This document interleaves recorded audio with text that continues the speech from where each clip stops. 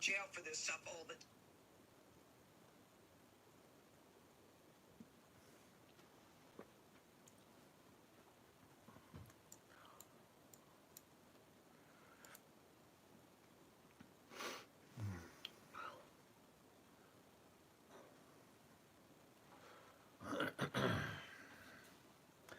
Stop recording.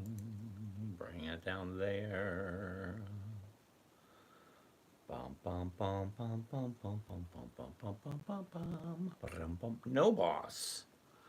No boss. What's happening? Esatira, Naha, Jill. You beat the old boy here tonight. Way to go, Rafi.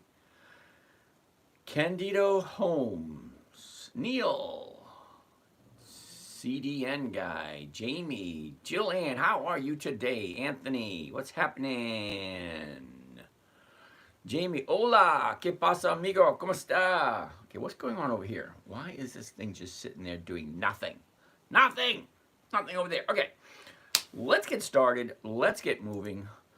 Good evening, everyone. My name is James. This is Dividend Stock Talk, brought to you by the 10-Minute Trader, where I invest in dividend stocks for weekly cash flow, bringing you along for the ride. I'm going to stop this one here, and I'm going to jump on over, get out of there. Stop broadcasting. There we go. And let's start from here. We go. Try this one. Let's keep on rolling. Look who's here. Eric is here. Jeffrey, Terry, Joel, Jerry. X-Turn, is that right?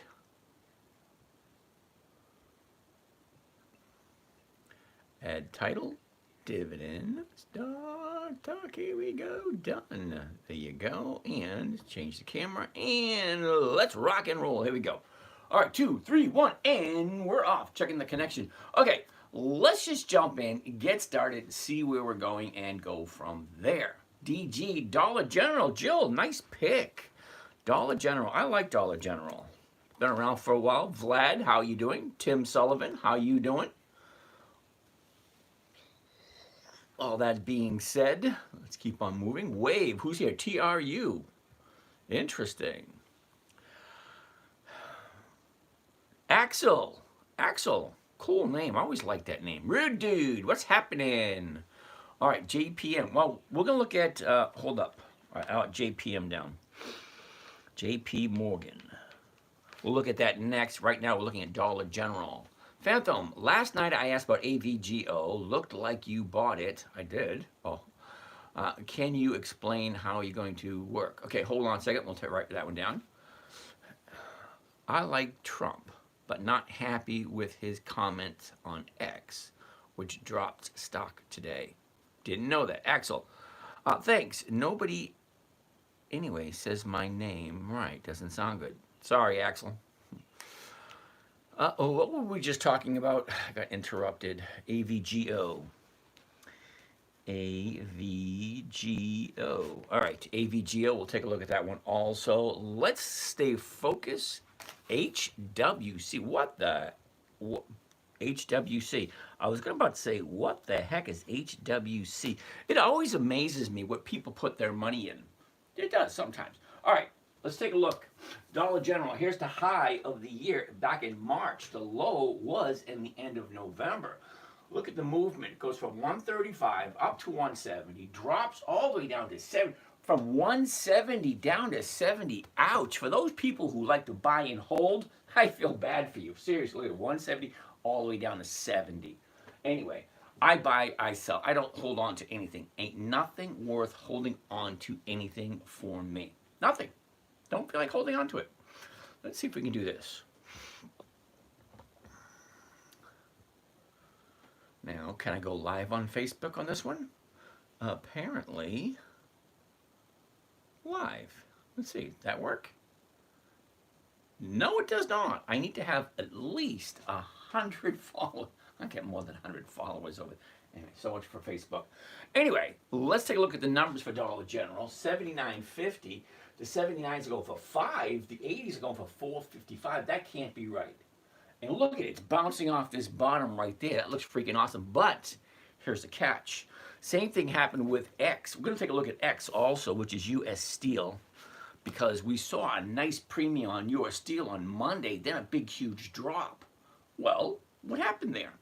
Let's take a look at it. Now, that being said, let's take a look at the last year. 135 shoots up to 167, 168, drops all the way down. Look at the last 90 days.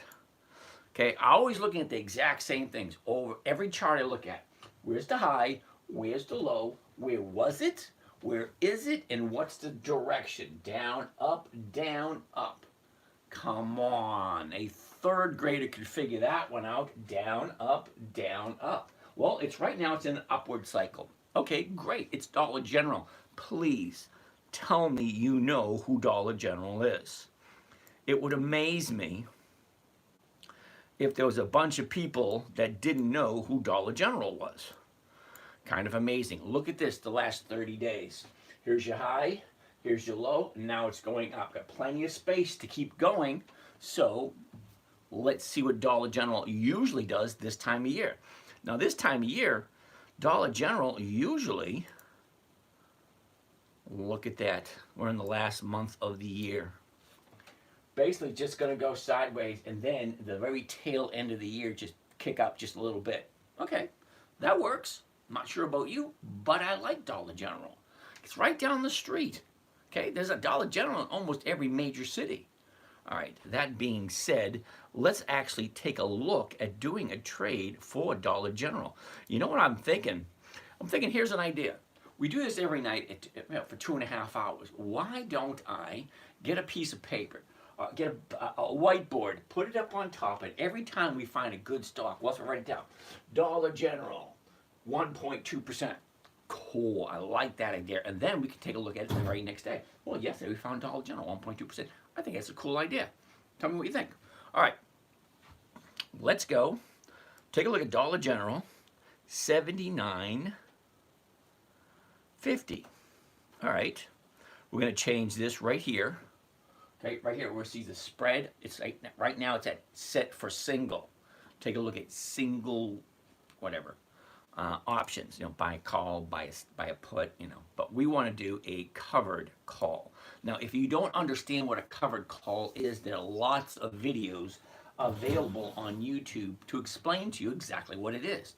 Well, it is the safest trading strategy that I know of. You buy a stock, you sell somebody the rights to buy it from you at the exact same price, and you collect what is called a premium.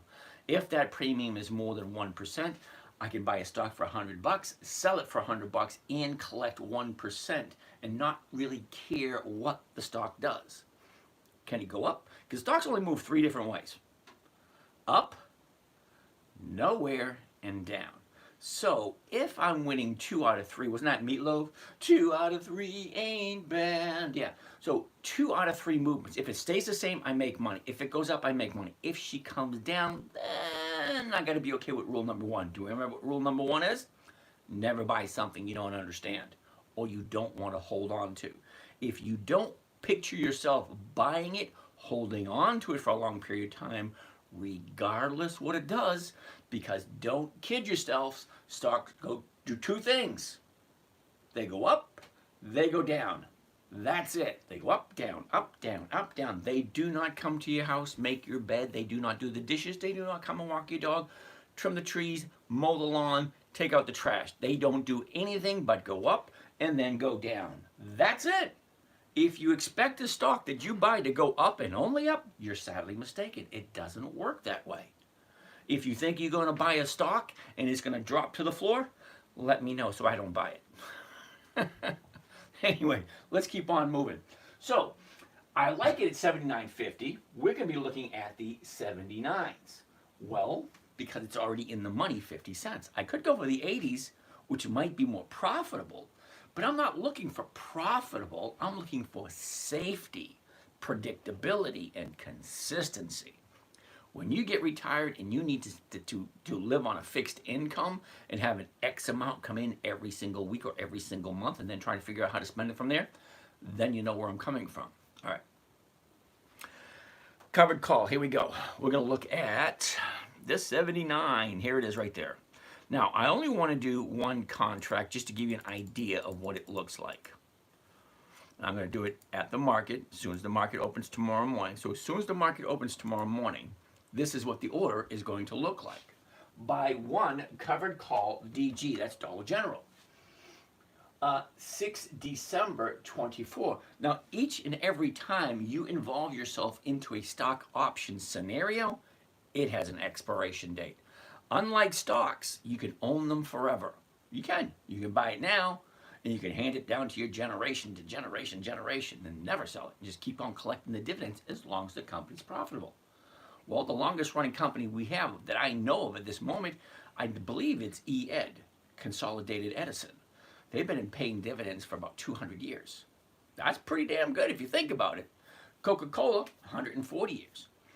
Walgreens, 170 years.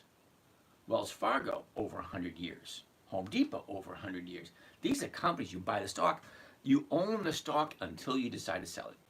But a stock option has an expiration date. This one right here, 6 December 24, which is this Friday. So if I can get 1% or more by this Friday, great. That's what I'm looking for. I do it every week.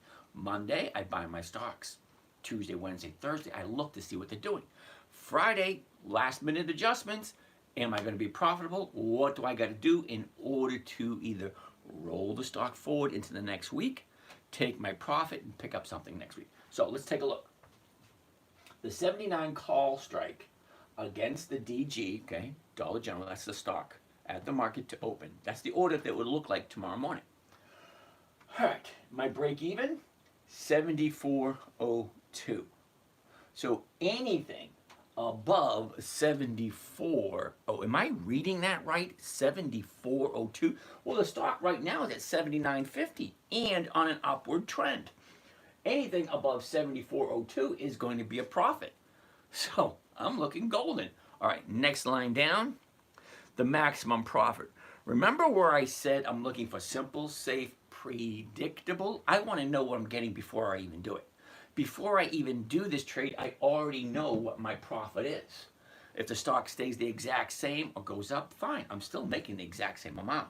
Am I looking to buy a stock and have it go up, up, up, up? Nope, that's not what I'm looking for. If that's what you're looking for, I'm going to be honest with you and tell you you're in the wrong place. Find a different channel with somebody else that's going to sell you something that's going to go straight up. That's not me. I'm looking for predictable, safe, simple, consistent weekly income. That's what I'm looking for. Now, the profit on this trade is ridiculous. Look at that, $497.50. You may not think it's ridiculous, but I've been doing this long enough to know that that is a little bit on the large size for one contract. $495.50. Okay, that's the profit for this one trade. See it right there? $497.50. Uh-oh, I put the wrong number in. $497.50. All right. Now, I'm going to take that $497.50 and divide it by what it cost for me to get into that trade. Well, because you have to buy something in order to sell it and make a profit. It's kind of like any enterprise or any business. You need a product to sell. Well, here's my product, Dollar General stock. I'm buying it at $79.50. I'm selling it to someone else at $79, and I'm picking up $497. Not quite, because I'm going to lose 50 cents right off the top. That's okay. I'm walking away with enough. I have enough room to spare. I'm going to divide it by the purchase price, which is the cost of the trade, including the commission, $7,403. $7,403. That gives me a grand total of 6.7% for tomorrow morning. I just gotta write that one down.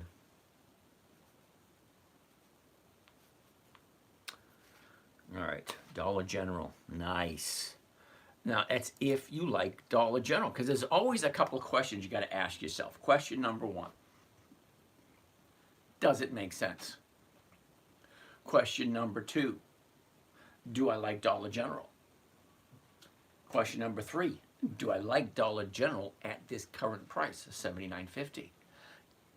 Question number four, can I picture myself holding on to this as long as it takes regardless if it goes up, down, sideways, whatever, as long as it takes until it hits my target. My target at this moment is 79. Well, it's 79.50 at the moment. How hard is it going to be to hit 79 come Friday, especially when it's in an uptrend? Let's get out of here for a second. Let's get out of here. Let's go back to there, and let's take a look at that chart again. Look at where it is. Your 30-day high was about 30 days ago. 2 weeks ago, there's your bottom. Okay?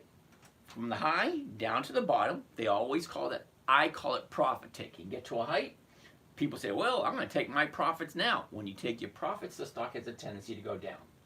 When it goes down, you got people like me looking to make a profit. Say, wait a minute, she's at the bottom. Well, you're going to make the most money in the stock market buying low and selling high. You're not getting any lower than the 30-day high, and that was 2 weeks. You're not going to get any lower than the 30-day low, and that happened 2 weeks ago. Look at that nice movement last week and this week. Well, this week is just starting. Anyway, that's Dollar General. I wrote it down, and I'm probably going to buy me some tomorrow. But that's me. That is not a recommendation. That is not advice. That is just me saying, I like it, I'm going to buy it. Okay? I need to make that clear, because some people say, well, he suggested it. No, I did not. I merely just looked at the numbers and gave you my opinion and said that I'm going to buy it. I did not say that you should buy it. Well, I did just say that, but that was not a recommendation. No. Do your own due diligence. Do your own research. If everything makes sense and you like it, you come up with the decision yourself. Do not say that I recommended it. All right, what was next? Next on the list, J.P. Morgan. I forget who suggested J.P. Morgan, but let's take a quick gander at it. JPM. I'm going to say no for this week. Now, don't get me wrong. I like J.P. Morgan. I do. But look at where it is. Okay? That is the high of the year. Okay? And what happens at the high of the year? Well, this is going to be interesting. You ready? Watch this. You're going to like this one. Okay. It's at the high, right? It's going to start coming down. Watch slowly. You get to a high, what happens? Oh, come on, come on. Wow, that didn't work. All right, now did it?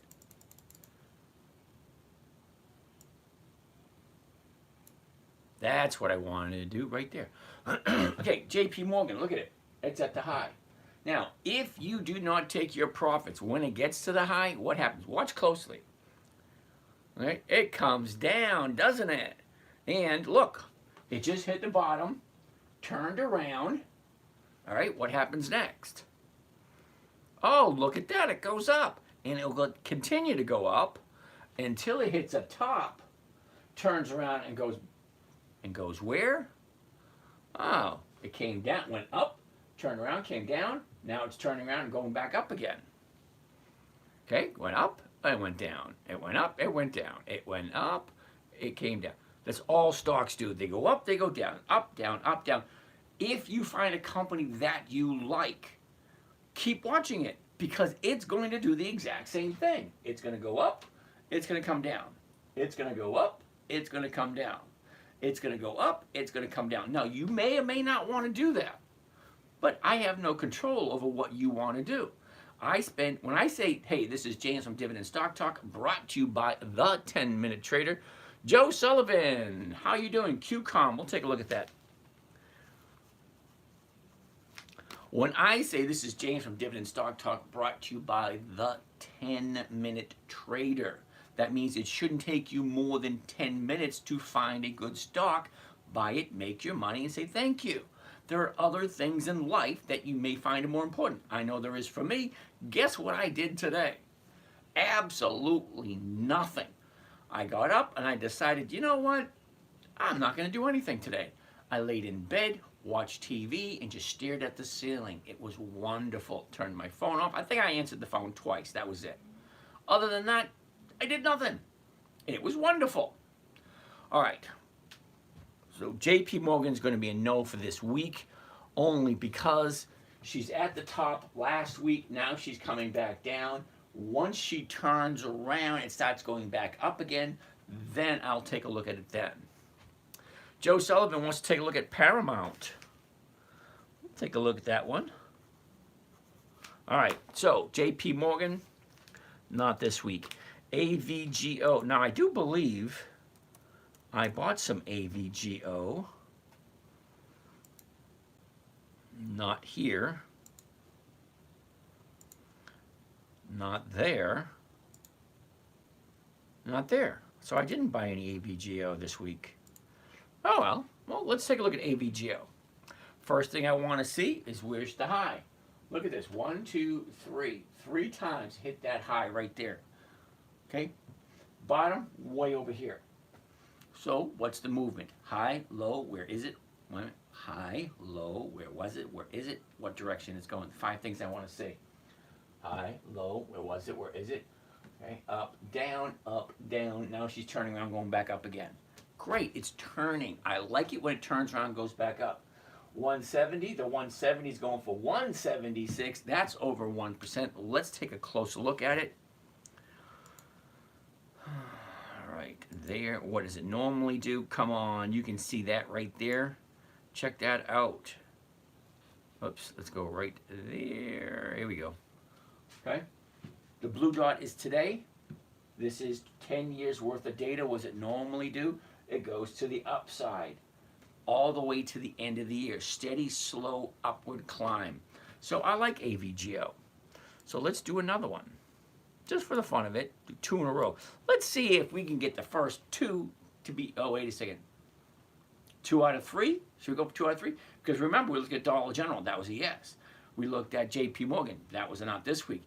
Number 3, what is number 3 going to be? Is it a yes? Is it a no? Let's check it out. The 170. The 170, here it is. 1 contract at the market. Off to the races. Here we go. Buy 1 covered call AVGO 100s. Those are the weeklies. 6 December 24th. That's this coming Friday. See the 170 call strike against the AVGO stock at the market open. Break even is 168.08. Well, we're currently at 170. My maximum profit here, 192. Well, I'm making $192 off of this contract. Well, weren't we making $490 off the last contract? This contract's going to be $16,000. Wasn't the last contract less? This is part of the numbers game. All right, if I'm looking to get a safe, predictable, consistent 1% per week, yeah, this will give it to me. Let's figure it out. 192 is the profit. 192, and it's costing me $16,808. Gives me a grand total of 1.1%. All right, it's 1.1%. Wasn't Dollar General around 6%? Now, 6% is not normal. Most likely, you're not going to get that. Most likely, in the morning when the market opens, the numbers will probably change. But it looks pretty damn good at the moment. Now, let's get out of there. Let's get out of there. Let's change this. Let's go back to there. Now, you see what the numbers are at the moment? Let's go over this side. Okay, the opening price today was 164.48. Okay, the high of the day, 168.27. The low, 164.03. Close of the day was 168.15. How much volume was there? Well, there was 17 million shares traded. That's a lot of shares to be trading in one day. Now, all these numbers here, okay, these are calls over this side. These are puts over this side. Right smack dab in the middle is the strike prices along with the date. 6 December 24, the 160, 162.50, 165, 167.50, blah, blah, blah, okay? Now down here, we got the 13 December, 20 December, 27 December, 3 January, 10 January, 17 January, so on and so forth. Every 7 days, there is a weekly option. I like weekly options. It allows me a weekly cash flow, and that's what I'm looking for. All right, so 2 out of 3 ain't bad. AVGO. HWC. I have no idea what HWC is, Joel, and it's usually never a good sign if I say, what the heck is HWC? Hancock Whitney. Sorry, dude. Monthly options just don't work for me. I don't like monthlies. They just don't pay the same. You like it, more power to you. I want weekly income. You cannot get weekly income from a company that has a monthly option. That's 1 per month, 12 times a year. Doesn't work for me. I like once a week. That's 52 times a year. Now, I didn't go to college. I admit that freely. I'm terribly sorry to disappoint you. If you think I'm an expert or whatever, have some kind of degree. Nope, I don't. Okay? I did the school of hard knocks. I got out of the service. Got out of high school, joined the service, got out of the service, went into business. Skipped the college thing. But I ran my own business for a while, and I do understand numbers. I do know that 52 is a heck of a lot better than 12. I don't do monthlies. Just not worth my time. Terribly sorry. Okay, still, that being said, next one on the list, U.S. Steel. Now, we had this situation with U.S. Steel on Monday, where the premium, Emmy wants to look at Nordstrom's. JWN. I like me some Nordstrom's. On Monday, the premiums for U.S. Steel was huge, was nice. It was like 6 or 7%. So I bought some. Here we go. Take a look. The high back in last December. The low back in late August. Other than that, she just kind of went sideways or channeled. Okay, say it's in a channel. Okay. Up, down, sideways, down, back up, then sideways again. 37.72. The 37.50s are going for 133. You're going to lose 22 cents. You take 22 off of that. You're still making a nice fat premium. Okay? That's still about 3% if you like U.S. Steel. Now, I got U.S. Steel. Let's zoom into this for a second and show you where I jumped in. And you'll probably think to yourself, what? Okay, the high of the year, 50.15. That was late December last year. The bottom of the year, 26.97. We're currently at 37 at the moment. Look at the last 90 days. Here's the last 90 days. 42, drops down to 27, shoots back up to 43, back down to 36. Now we went up to 42. Now we're sitting at 37. Look at the big drop right here today. Big drop today. Let's take a closer look.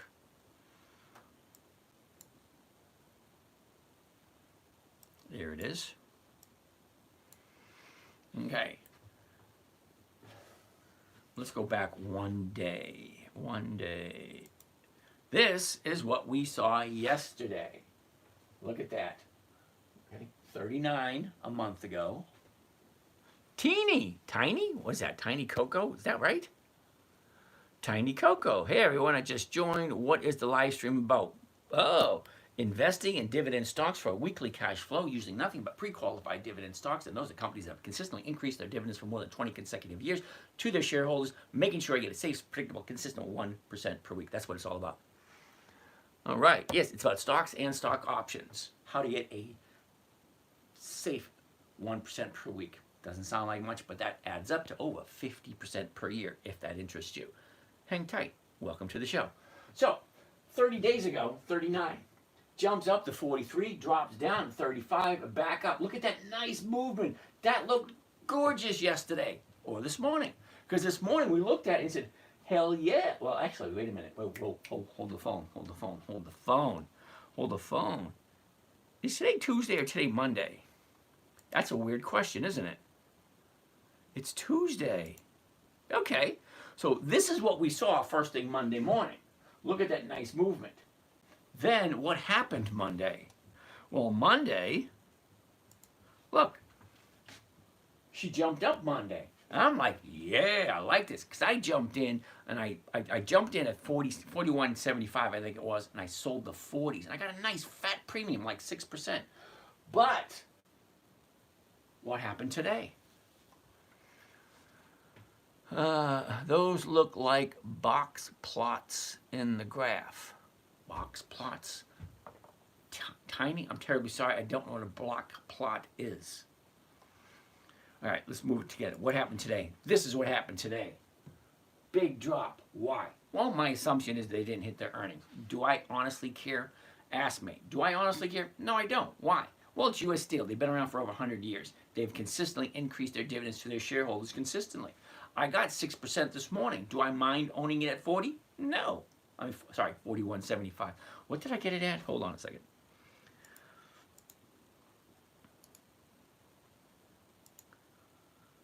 41.25. All right, so I picked up at 41.25 this morning. All right, 41.25 yesterday morning. I sold off the 40s, got a nice fat premium. She's going to drop. She's going to find the bottom. She's going to shoot back up. Do I really care? No, I really don't, because I'm going to do the exact same thing again Monday. More than likely, the 40 is going to expire worthless. And if you didn't know, most options, 80%, 80% of all options expire worthless. So why would I want to buy? I don't. I want to be a seller. I want to sell the options and collect the premiums. All right. That being said, if you're interested in jumping in now, I wouldn't suggest it. Actually, I don't suggest anything. You guys make up your own minds. Do your own due diligence. Check out the information yourself. Here's the 30-day bottom. Here's the 30-day high. Drops, shoots up, pulls back. I love pullbacks like this, especially around earnings time, because I think that the market makers manipulate the numbers. Okay, so a couple of weeks, this will probably refill, because gap downs have a tendency to fill. They do. Drop down. More than likely, she's going to come right back up in a week or so. Who knows? Do I care? No, I don't. I've already made a nice 6%. I'm looking for 1% a week. I got 6% on U.S. Steel Monday. Fine by me.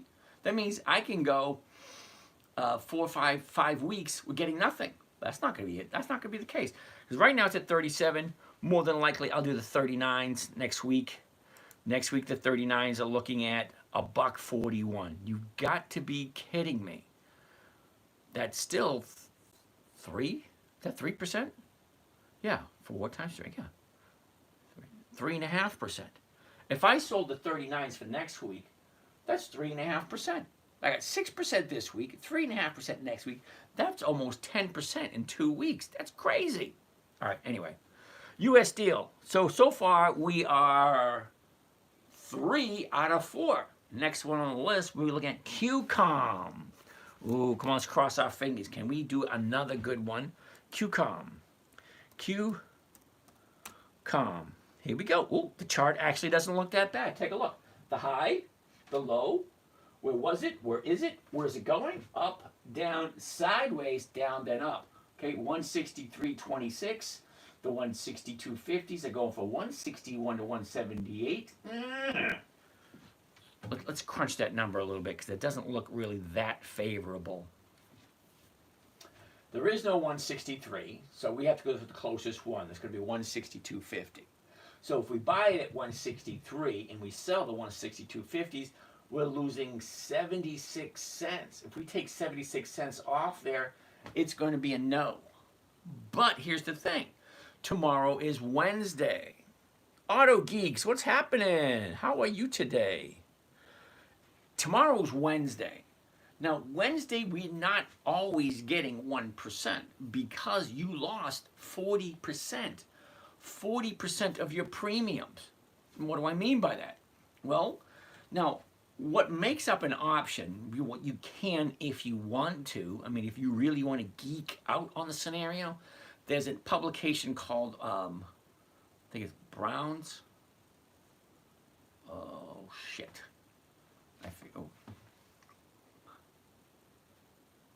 I'm drawing a blank at the moment.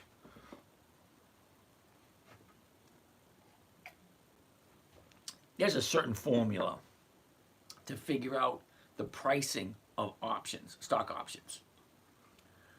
Black-Scholes pricing method for standardized stock options. Huge mathematical problem. You take a look at it and you think it, an Einstein napkin scratch. They're freaking huge calculations to figure out the option pricing. Let me just break it down for you a little bit. Make it a little simpler. There's a few things that make up a price of a stock option. One is time value to expiration. If we're looking at a weekly, December 6th expires this Friday. There's 3 days left before it expires. Next week is 10 days to expiration. The following week, 17 days to expiration. Next week, 24 days to expiration. Next week, 31 days for expiration. So time value is one component of a stock option. Oh, what else? Well, there's the current stock price. Okay? The current stock price is a component of the stock option. Strike price is another component of the stock option. Volume is another component of the stock option. Intrinsic value, interest rates, a whole bunch of other crap. It's like a big pot of stew. They throw it in there, stir it up, and say, here is your standardized option pricing. Okay? So every minute of every day, this price changes. It's not changing at the moment because the market's closed. But at 9:30 tomorrow morning, all of these numbers will change. You ever see those billboards that show that in the movies when they say you're at a plane, you're at an airport, and you see the arrivals and departures, and it clicks, click, click, click, click, delayed, delayed, delayed, delayed, delayed. Basically the same thing, but it does it constantly. The numbers constantly change, but the math doesn't change. What am I buying it for? What's the closest strike price? What kind of a premium am I collecting? Is that 1% or is it not? So what do I mean by we lost 40% of the value already? Well, today's Tuesday. So if I buy a stock on a Monday and I sell the option on a Monday morning, Claire, how are you today? All right. If I buy the stock on a Monday, sell the option on a Monday morning, first thing, I have 5 days of time value. All right, 5 days. That's 100% time value. That's the maximum I'm going to get. Monday, now I have 4 days of time value. That's 80% of the values I could have gotten on Monday. Tuesday, now I'm down to 3 days left, 60% of the value. So usually on Wednesdays, we're not going to get a 1%. So we'll look at next week. Next week, 163 to 162.50, 294. You take off the $1.22, take $1.22 off of this, and you're still getting your 1%. Well, great. That's a possibility. Very challenging to get 1% for only 3 days. It's possible, because we just saw 3 of them that did 1% for 3 days. Not this one. Let's take a look. High, low, was, is, all that kind of nice, neat, fun stuff. Let's get a little closer. A year ago was the bottom of the year, 127.56. Well, look what happened after that. 229. I'm reading that right? 127. 6 months later, you're at 230. 127 to 230. That's $100 increase from from beginning of December to mid-June. That's a $100 increase. So here's one of the challenges I have with people who like to buy and hold stocks. Okay, they're gonna buy and hold. Be my guest. You bought it 120, and then it went to 230. Now it's down to 160. So you just lost 80 bucks. That all right? Yeah, about 80 bucks per share. Because you want to hold on to it. Not me. I want to buy it low, sell it high. Buy it low, sell it high. Buy it low, sell it high. Buy it low, sell it. Look at all the movements. If you find a good company that you like. Now, I do this every day. And if you have your money and you have 2 options. That's it. And don't kid yourself that you don't. You either take responsibility for your own money, learn how to invest properly, and it's different for everyone. When I say properly for you, because everybody's different. You might like my strategy, you might not. It's not for everyone. Okay? You're not going to buy in and it jumps up. No, it doesn't work that way. Okay? I do this every day. So I look at my positions, and I know I buy my positions on Monday, and I like to be out by Friday. And I do the whole thing over again. Why? 10 to 15 minutes to make 1% a week. Think about this for a second. Okay? Now, for those of you that are new here, here's the accounts that I actually share. Remember I told you I got like 6 accounts. I only share 3 of them with you guys. But take a look. This account here got 168,000. This one has 190. This one has 130. Let's just say 100,000. Okay? Let's just give you an idea. If you have 100,000 and you spend 10 minutes a day, 5 days, okay? That's 50 minutes. Let's say a little bit of setup time. Say an hour a day. 1% of a $100,000 account, 1% is $1,000. $1,000 a week for 1 hour of your time. 10 minutes a day. It's like a new habit. You get up in the morning, you put on your slippers, you go to the bathroom, you go to kitchen, make yourself a coffee. You come, you sit down in front of your computer. What's the situation? Today's Monday. Great. What am I looking at? Great. What am I buying? Wonderful. Tuesday. All right. Where's my positions? Great. Wednesday. Where's my positions? Thursday. Where's my positions? Friday. We're on at 3 o'clock. Nope. 2 o'clock because now we get more students, so we need a little bit more time. So Fridays we're on at 2 o'clock, just so that we can make sure everyone who's a member can take a look at each and every one of their positions to make sure, did I make my 1% this week? Great. If not, what do I have to do? What kind of adjustments do I need to make so that next week I don't lose anything? Okay? My number one priority is the consistency of increased dividends the company does. That's it. Are they consistently profitable? Great, they stay on my list. Then, do I buy it? Is it the right time? The chart tells me if it's the right time. The numbers just tell me yes or no. Okay, so I look at the chart. High, low, what's the direction? Great. What's happening right now? Great. What's the numbers telling me? The numbers tell me I can get 1%. Great. Let's do it. QCOM, a year ago, here's the bottom, 127, jumps up, blah, blah, blah. And look at this. Channeled nicely to the side. Well, let's look at the last 90 days. The last 90 days, right about there, same thing. Any chart I look at, high, low, where was it, where is it, what's the movement? Sideways, up, down, up. Okay. Wonderful. Last 30 days. Last 30 days, you cannot mistake that picture for anything else. I like to think that you can see that as well as I can. 30 days ago, we're at 164. Okay, a week later, we jump up to 182. From there, we drop down to the bottom, which is 153. From there, look at that. Nice, steady growth to 162.58 at this moment in time. That's not my deciding factor. That's just one of them. Okay, one of them is the chart. Well, the chart's telling me yes. The numbers are telling me yes. What's next? The seasonality. What does this company usually do this time of year? Now, if you don't understand what seasonality is, January, February, March, April, spring, summer, winter, fall. Companies don't put on their heaters in June and July. Companies don't throw on their air conditioning in December and November. Certain things happen that affect a company based specifically on the weather and the time of year. Okay, that is seasonality. What does a company usually do this time of year? Well, this company here, January 1st, way over here. December 31st, way over here. The blue line is this year. Look at this. Up, big jump, big down, and sideways. Basically, it looks exactly the same this year because that is the movement this year. This down here, the red line, that is 10 years worth of data. 2014, 15, 16, 17, 18, 19, 20, blah, blah, blah, to bring us up to where we are today.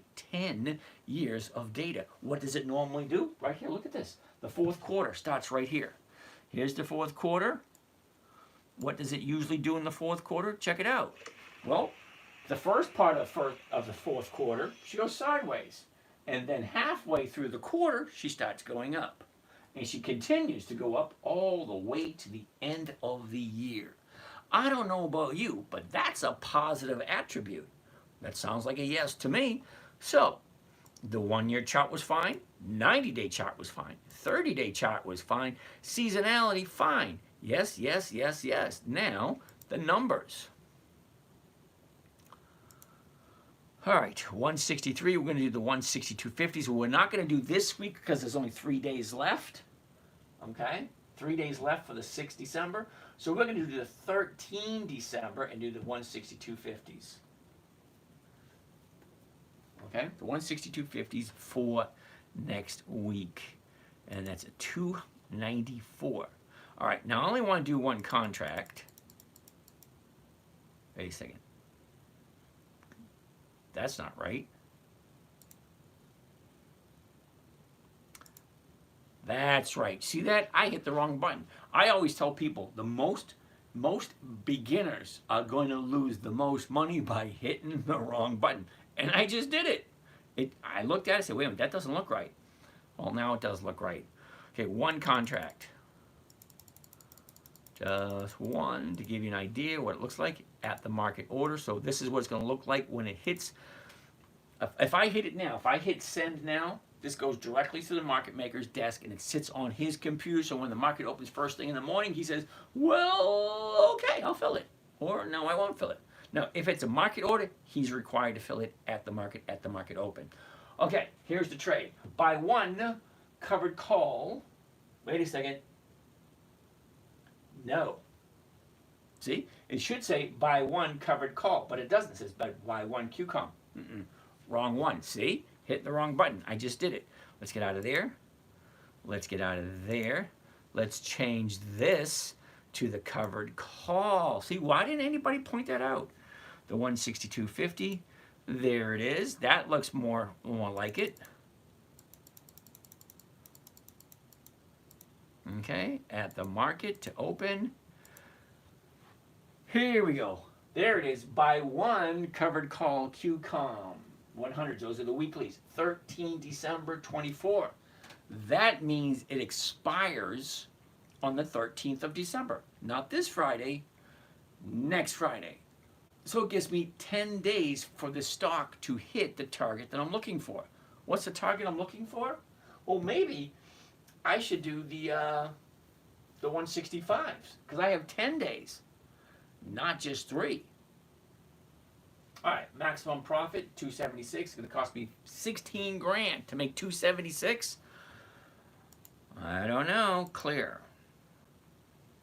276 divided by 15,974 gives me a total return of 1.7%. 1.7 for a week and a half. That's about 1% a week. Okay? If you like QCOM. That's a big if. Do I like QCOM?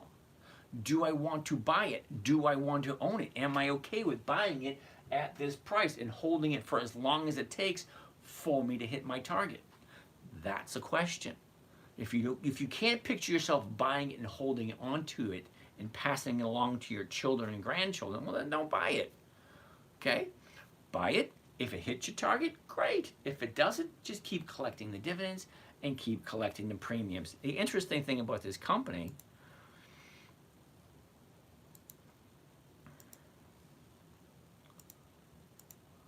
it has premiums every single week. And look at this, 4 strikes out of the money, you're still collecting something. Okay, at the money right now, 161. 1 strike out of the money, 77. 2 strikes out of the money, 30. 3 strikes out of the money, 11. 4 strikes out of the money, 6. You're bringing in something. Do you remember I haven't used this analogy in a while, okay? Let's say I buy a cow, and my cow gives me a gallon of milk every single week. Well, what happens when my cow only gives me a half a gallon? Do I get rid of it? No. Same thing here. If I get 1% a week, that's 50% a year. A 0.5% for the week, that's 25% a year. Who gets 25% of the year consistently? Not many people that I know of. All right.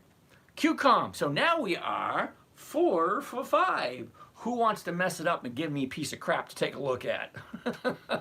Interesting way of looking at it. Next on the list is Paramount. PARA.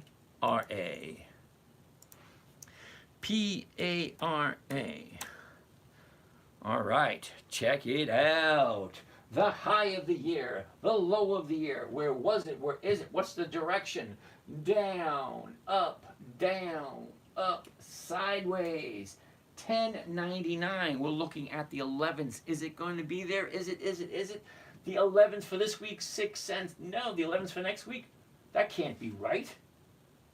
No, seriously, that can't be right. Because if I can get 6 cents for this week, okay, how can you possibly tell me next week is only 1 cent? That's not right. Something's wrong there. So I can do the 10.50s at 40 cents. That's not right. Well, that sucks. Well, apparently we got to know. No, apparently the numbers just don't look right. Now, tomorrow morning when all this changes, maybe it will look right tomorrow morning. But it's not looking right now. But the math never changes. What am I buying it at? The bid is what I can sell it for. The ask is what I can buy it for. So if I'm buying it at $10.99, the closest strike price to $10.99 is going to be the 11. And this week's 11 is going for 6 cents. Not quite 1%. Next week's 11 should be going for more than a penny because the ask is 19. Look at here. 6 by 8, and this one's 1 by 19. No. It should be something like 16 by 19 or 17 by 19. But no, this number's wrong. But for all intents and purposes, here it's a no. Last one. Minnie came up with this one. JWN. And here we go. Ooh, Nordstrom's. Interesting. Let's take a gander. The high, the low, where was it? Where is it? Look at the direction. Simple. There it is. Just up. That's it. There's no, all right, up, down, up, down, up, down. Yeah. You know what I mean. But overall for the year, it's just up. Okay? 90 days. Let's take a look at the 90 days. Here you go. Same thing. Now look for a pattern. The high, the low, where was it? Where is it? Look. Up, down, up, down. Look at the movement. Okay? Up, down, up, down, up, down, up, down, up, down, up, down, up. That's over the last 90 days. By looking at the 90-day chart, it gives me an idea what we, me and you, the buyers and sellers, what we think of this company. Well, we don't want to hold on to it, apparently, because it goes up, down, up, down, up, down, up, down. It's not a steady up. It's not a steady down. This is a lot of activity. Okay, 2.9 million shares today. Let's take a closer look. The 90-day, all right, the 30-day. Okay, here's the last 30 days. Look at that. That looks awesome. Okay, 30 days ago, 22.50. Up, down, up, down, up, down, up. Okay, 30-day high, 30-day bottom. She's shooting up 3 days to the upside. Now, I personally like 2 days to the upside before I jump into anything. But this has got 3. 1, 2, 3. And currently, we're sitting at 23.35 to 23.50 is going to be the closest. You might get 1% this week because it's going from 16 to 27. Okay, the bid and the ask.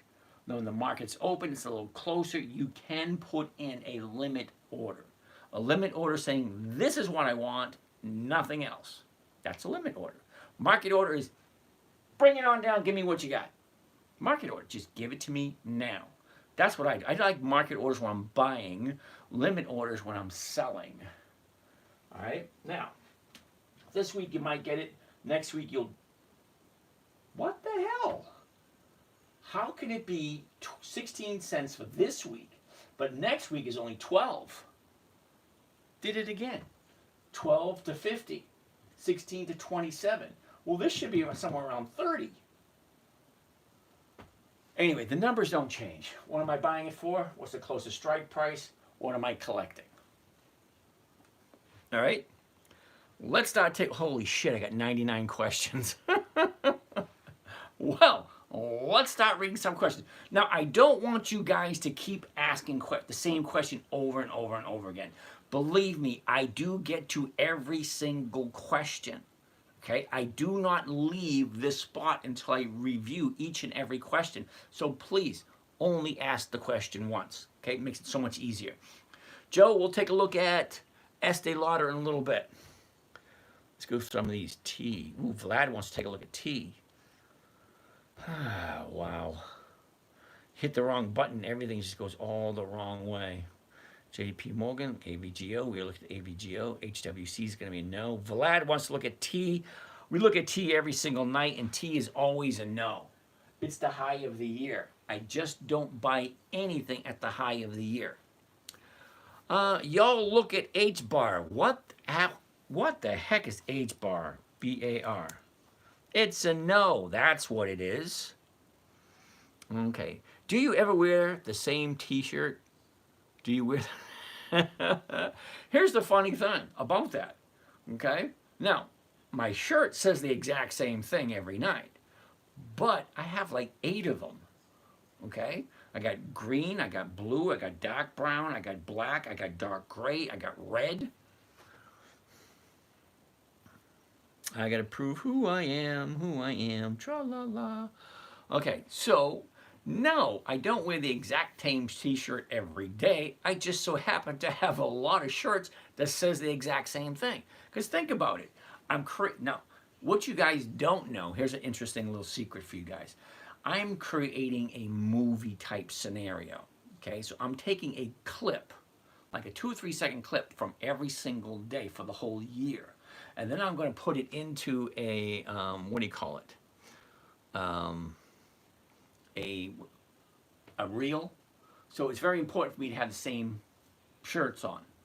So as I create a clip from you know, today, one clip from tomorrow, the next day, the next day, the next day. So as I, in 5 years, 10 years, once I make the clip, it will always be the same shirt saying the same thing.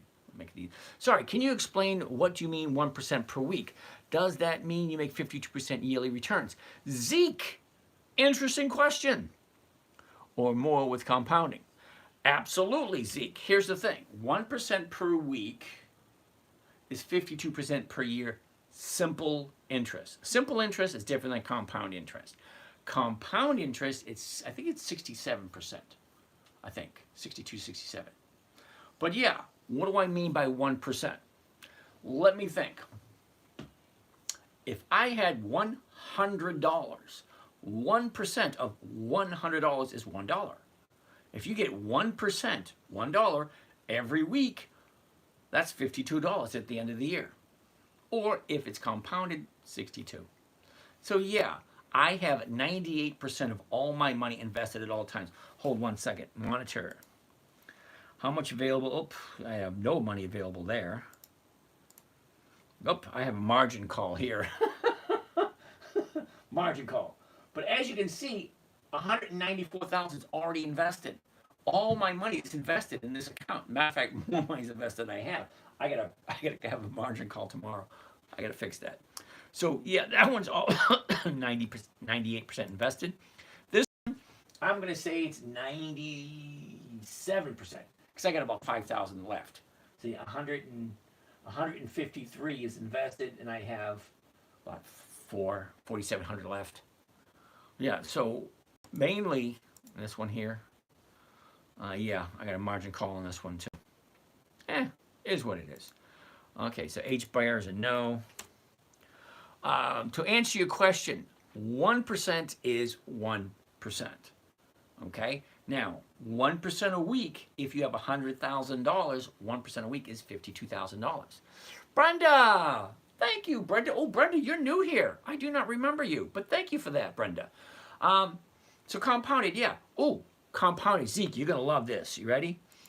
Here we go, Mr. Zeke. Right there. Let's go here. Now, I haven't shown this for a while, so let's check it out. All right, Zeke, have you ever seen one of these before? Weekly compound interest calculator. It never existed before I had created. They do have them, but not for weekly. All right? Now, this one is different. Okay? Everybody says that. Mine is different. Yeah, this one is. Okay, initial deposit. What are you starting out with? Okay, let's say $100. Okay, periodic deposit. Okay, how much do you want to put in on a weekly basis, monthly basis, bi-weekly? This calculator will allow you to do that, but you got to commit to it. If you want to do $5 a week, great. $5 every 2 weeks, great. $5 a month, great. $5. Let's do it a week. Now, I'm going to say 1% per week because that's what I say, 1% per week. Okay, $100, starting out with $100, putting in $5 every week, getting 1% every week. See it? Deposit frequency, once a week. Now, whether the deposits are end of period, beginning of period, you can deposit on Monday, deposit on Friday. 15 years ago that was important. Now it's not. Okay, so how many years do I want to take a look at? Okay, 1 year is not going to give us anything. Let's look at 10 years. Okay, starting out with $100, $5 a week, earning 1% weekly. Let's do 1 year. Okay, 1 year, you're going to make $506. So it's $146 in interest. You deposited $360. You ended up at the end of the year $506. That's only 1 year. Okay? Okay, you put in $360 and you made $146. That's 1 year. 3 years, you put in $880. Look where you are now. Okay? Let's do 10 years. You put in $2,700, 10 years. But look what it's grown to, $102,000. That's the magic of compound interest. $5 a week. Look, the numbers haven't changed. You start out with $100, $5 a week, making 1% a week on a weekly basis. 10 years, your $2,700 grew to $102,790. That's compound interest. Now, nobody had this calculator. I created this calculator about 15, 20 years ago because I wanted to see exactly what it looked like. Also, can you explain the margin call to a 9-year-old? Joe Sullivan. No. Okay. When I was all right, see, Joe Sullivan just pointed out something. We can't see your TV screen. Okay. Shardul Modi, this screen here, you're on YouTube. Okay? Yeah, you're on YouTube. This is live on YouTube. Okay, so let's go back to all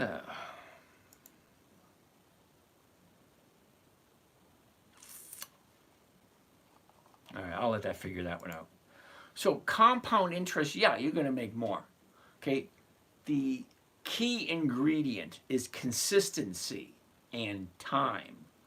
If you think you're going to jump in and put in a couple of $100 and then all of a sudden you're going to be rich the next day, you're definitely in the wrong place. All right? This is a slow process, 1% per week. Now, my account, I already showed you.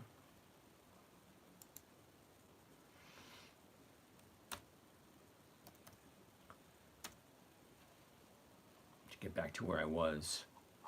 Where was I? There we go. Okay. Now, as I was saying, YouTube. Here we go. Right there. Okay. Back to where I was. That screen is live on YouTube. Where was I? There we go. Okay. Now, as I was saying, YouTube. Here we go. Right there. Okay. That screen is live on YouTube. And it's going to have a massive echo because if I leave that open. All right, let's get out of there. Let's get out of there. Let's get out of here. Okay. So yeah, compounding is different. So you started, you got that? Now there's a reason why this screen is live on YouTube. So you can sit in front of your big screen TV, you can pull it up on your computer, but you cannot see these little tiny numbers on your phone or your iPad.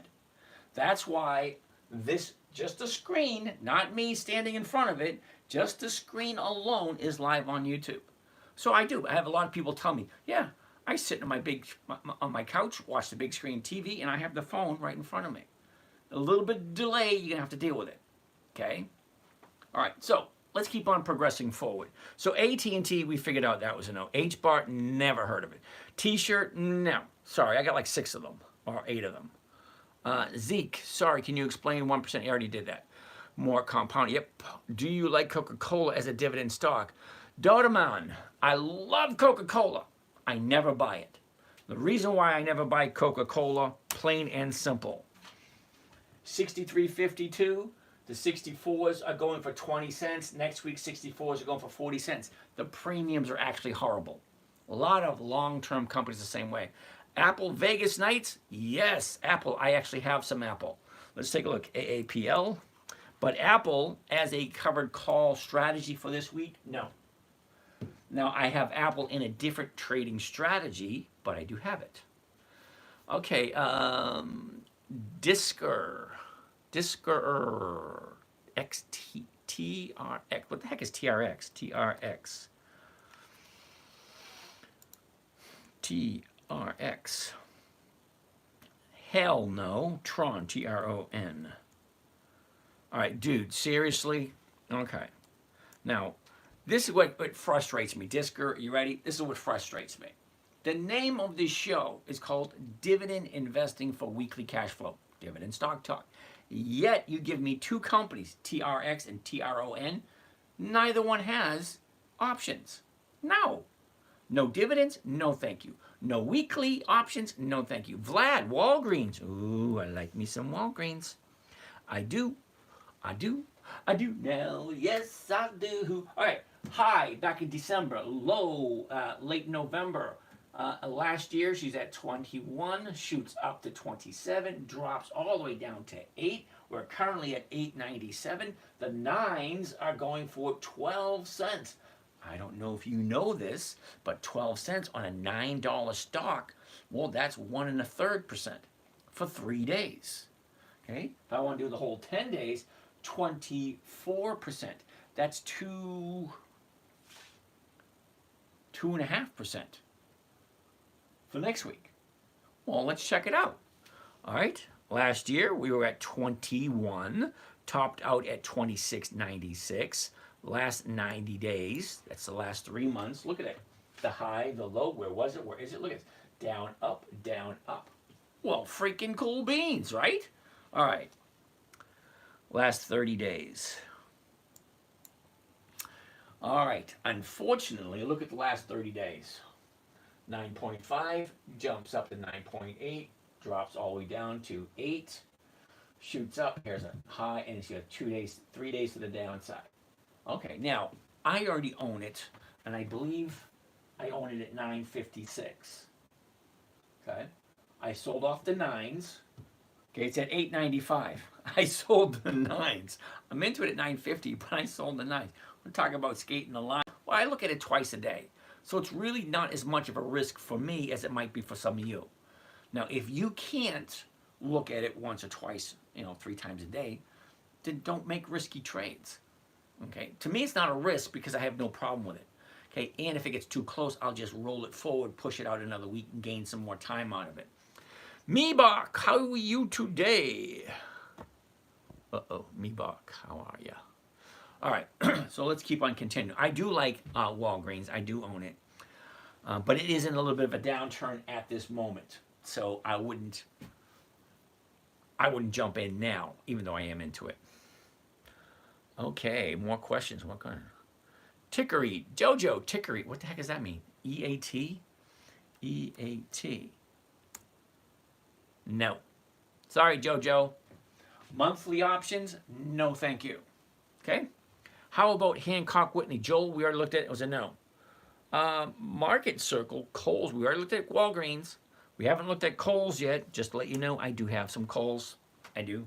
Right down here, I jumped into Kohl's at 17.15. Alrighty. The high, the low, where was it? Where is it? Look at this. Sideways, down, big drop, turn around, 15.30 to 15.50s, 21 cents. That's over 1%. if you like Kohl's? That's the big question. You got 3 or 4 really big questions you need to ask yourself. Number 1, does it make sense? It's such an elementary question. Does it make sense? Number 2, do I like the stock? Or should it be the other way around? Do I like the stock, Kohl's? Does it make sense? Buy it at this price, sell it at that price, collect this, collect 1.5% for the week. 1.5% per week is 70% per year. Do I have that? Do I have it in me to do that? These are questions you need to ask yourself. Some people it's not right for. It's not right for everyone. That's what I tell people. This is not right for anyone. And I also tell people, if you really want to have a conversation with me, drop me your phone number. I'll give you a call. I called 3 people today. Only 1 person answered the phone. Don't send me a number if you're not going to answer your phone. And no, you don't say call me at 3:45. It doesn't work that way. Send me a number. I'll give you a call at my own damn time. You're working on my time. All right? You're going to interrupt me? Yeah, you go by my schedule. Give me your phone number. I will give you a call. If you don't answer the phone, I can't help you out. All righty, where were we? Kohl's. We're looking at Kohl's. A year ago, we were at 25. The high of the year, check this out, we got a double high. Actually, it's kind of like a triple high. Look at that, hit 3 times in late December last year. And then hit it again in what was that, the end of February, 29.63. From this, went sideways, dropped all the way down. Just last week was the bottom. All right, well, let's take a look. The last 90 days, okay, same thing. High, low, where was it, where is it, what's the direction? This is where, excuse me, on the 90-day chart is where I look for the patterns. What do we, the buyers and sellers, normally do? Up, down, up, down, up, down, up, down, up, down, up. Come on. Seriously? It's like a seesaw. Up, down, like a clock. Tick, tock, up, down, up, down. Same thing. Up, down, up, down, up, down. Okay, 1530, we already did those. Great, wonderful. Let's do another one. Yeah, the 1550s right there. Change this real quick.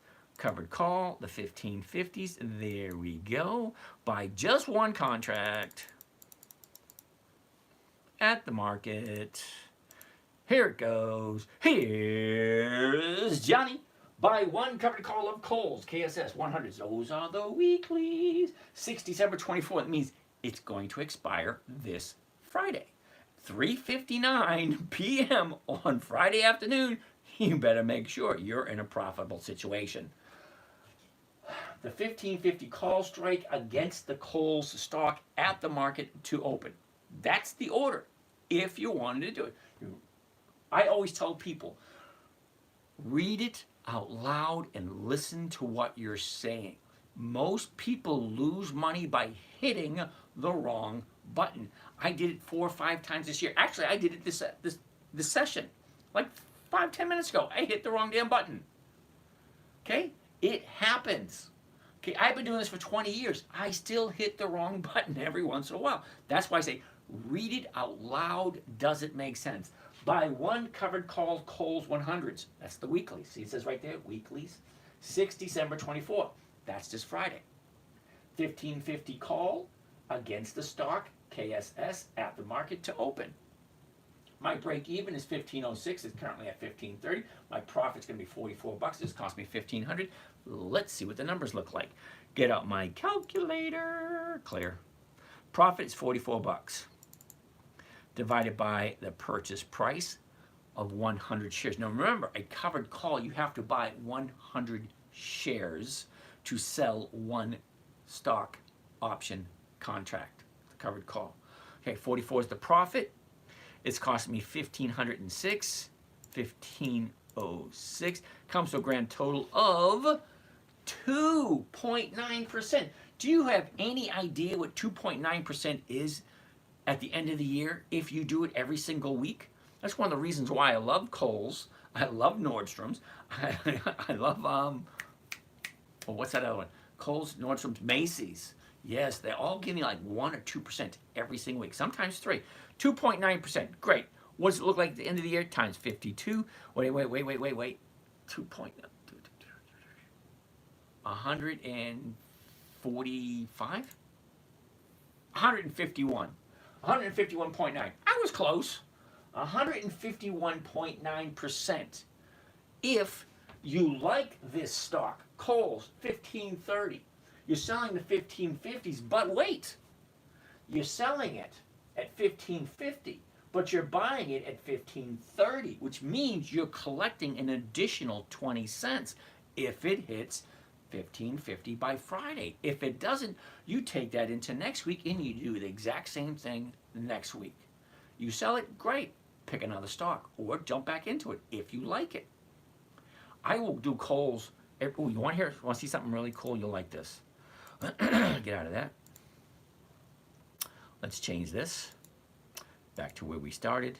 Let's go back here. Now, I want to show you something just to prove a point. Okay. Okay. Here is my my website that shows you all my, what do you call these things? Social media sites. Okay. Let's go all the way back to the back, all the way to the bottom, all the way to the bottom, all the way back to January. Okay. What is this? Week 19, week 18, week 17, 16, 15, 14, 13, 12. This is every single week. There's 52 weeks in a year. We're currently in week number 48. Are we in 49? 49? 49. 50, 51, 52. Yeah, we're in week number 49. This is week 49. Okay. Week number 1. Oh, week 2, week 3, week 1. Here we go. This is what I want you to pay attention to. You ready? Look. Week number 1, and I'm just going to concentrate on this account here, okay? Macy's, General Motors, Ford, CVS, okay? Macy's, General Motors, Ford, CVS, week 1. Now, week 1, I made 2.12, all right. Week 2, Macy's. Week 3, Macy's. Week 4, Macy's. Week 5, Macy's. Week 6, Macy's. Week 7, Macy's. Week 8, Macy's. Week 9, Macy's. Week 10, Macy's. Week 11, there's no Macy's. All right. Week 12, no Macy's. Week 13, no Macy's. Week 14, Macy's. 15, Macy's. 16, Macy's. 17, Macy's. 18, Macy's. Macy's. Nope, no Macy's in week 20. Week 21, Macy's. Nope, no Macy's in week 22. Week 23, no Macy's. No Macy's. No Macy's. Oh, didn't do that one. Nope. Macy's again. Macy's again. Macy's again. Anyway, you get the point. Every single week, almost every single week this year, I bought Macy's. Why? Because it's consistently profitable for me. All right, let's keep on going. HDC, Rudy, what the heck is HDC? All right, Scott's got a question. Austin, sounds like a good strategy. Thank you. Uh-oh, wait a second. Did I? Oh, I missed all my questions. Damn it, I got to go all the way back to the beginning again. Where were we?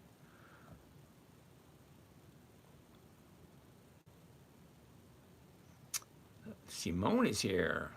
Now, I say I want to get to every single question, so every once in a while, they'll skip all the way up in the bunch, so I got to go back. Dividends, okay, this is where we are right here. EAT. We looked at EAT, didn't we? EAT.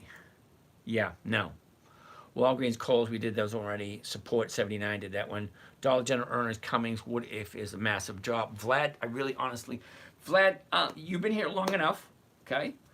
And I think you were here when I gave my opinion of the earnings reports. I don't pay attention to earnings reports. I think they're manipulated. Not the report themselves. How the market maker reacts to the earnings reports. I usually don't pay attention to it. Do you ever walk through doing a covered call on Robinhood? Ooh, that's a good question. Unfortunately, Joe, if you want, if you're a member of the morning trading group, I will walk you through it, but I have to hold my phone and do it. And right now I'm broadcasting off my phone, so I really can't do it here. All right? But yeah, it's really not that difficult. I probably should. As a matter of fact, I'm getting ready to open up a brand new account on Robinhood. And it's specifically for dividend capturing. For those of you who don't have a big fat chunk of money to play with, it's going to be an account very similar to my grandson's account. which started out with 50 bucks. Well, this one was starting out with like 700 bucks. Okay. Now you can't buy a whole heck of a lot of stocks with 700 bucks, but we're going to separate it into 5 different positions. So it's like 20% here, 20%, 20% there. Now we're using Robinhood because they allow fractional shares. Now we're going to do what's called dividend capturing, where we buy it just before the dividend date, capture the dividend or the run-up, one or the other, looking for a 1 to 1.5% every single week. You know, Robinhood has a website you can log on to. Yeah, not the same. I have logged on through Robinhood on my computer. Yeah, not the same at all. Okay, it's nothing but confusing. Now, Thinkorswim has an app that you can use on your phone. Not the same experience. Okay. Grateful Dad, how are you today? Oh, so anyway, Vlad, back to that question. Maybe why I am confused. Oh, sorry, Joe. No, seriously. Thinkorswim has an online platform, totally different than this. This is the download one. This is the one you download onto your computer. This is the one I've been using for 20 years. I tried the one online. I don't like it. Doesn't have the same perks.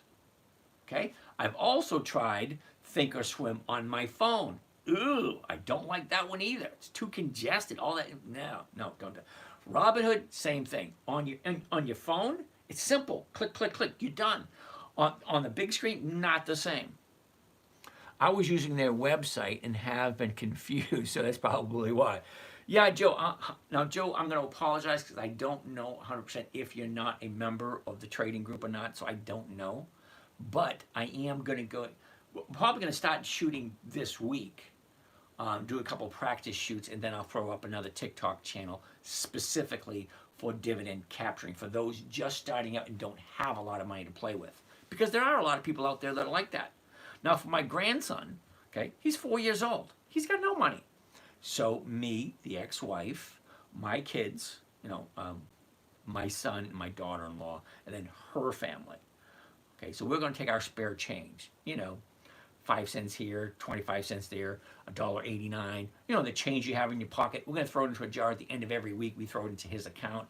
And by the time he's 18, he should have a nice fat chunk. We did it. If we averaged, we did the math. Same thing with the compound interest calculator. Okay? He's 4 now. So in 14, oh, you know what? Okay, let's do it. Okay, so let's go here. Let's go here. Let's go to the weekly compound interest calculator. Now, so if my grandson starts out with 50 bucks, okay, and let's say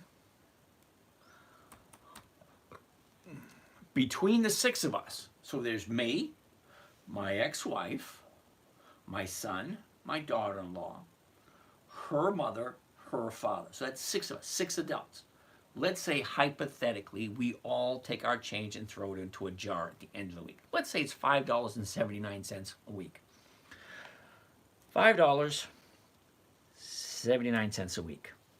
Okay? And he collects 1% a week because Papa G, that's me, Papa G will be taking care of it. Now, he's currently 4 years old. By the time he is 18, that's 4 years. That's 14 years. So if we consistently, all 6 of us, which I know 1 or 2 of them they're going to drop the ball once in a while. Okay? Every once in a while, somebody will throw in 20 bucks. Somebody will do this, somebody will do that. But let's just say on average, $5.79 in spare change between 6 people. That's doable. Okay. 14 years, what will my grandson have at graduation? Do you see that? $875,000 just by doing our spare change on a weekly basis. Is that going to be possible? It's possible. Is it going to be probable? Probably not. But the math is right. Now, I've been doing this for 20 years. My first 5 years weren't that great. It wasn't until my daughter was 9, which was in 2008. Yeah, Joe, it is. It's insane if you think about it. But that's consistency. $5.29 a week, compounded at 1% for 14 years. Hypothetically, when my grandson is 18, He should have a nice fat chunk. You know what I got when I graduated high school? I got a car stereo for my truck. I loved my truck. I did. It was a 1971 Ford F100, 3 on the tree. I don't know if any of you guys know what that is. Okay, we yanked out the motor and we put in a high performance 289 out of a 68 Mustang. Wish I still had that Mustang. But no, I like the truck. So I had that truck for 13 years before it finally died through cancer. Okay? Yeah, vehicles can get cancer. I had it for 13 years. And as I'm driving, rust is coming through the window. Because, you know, where the rain gutter at the top, yeah, right along that rotted away. And as I'm driving, you hit a bump, rust, come on. Yeah, I finally had to get rid of it. So needless to say, compounded interest, the biggest obstacle you're going to have is you. Consistency and predictability. Doing it every single week or every single day. Now, the stock market is open 266 trading days a year. It is just another habit to form. You get up in the morning, you brush your teeth, put your slippers on, go get some coffee, sit in front of your computer. What's my positions look like this week? Who's coming up this week? What do I look at? First thing I look at always is the calendar. Okay? What companies are paying their dividend this week? Well, here they are right here. I'm going to change. That's Mikey's list. I'm going to change it from back to my list. Right there. Okay. So take a look at what's paying dividends this week. Nordstrom's, KeyBank, Halliburton, Bank of America, General Motors, Kimberly-Clark, Pepsi, and Waste Management. There's probably one company you probably never heard of.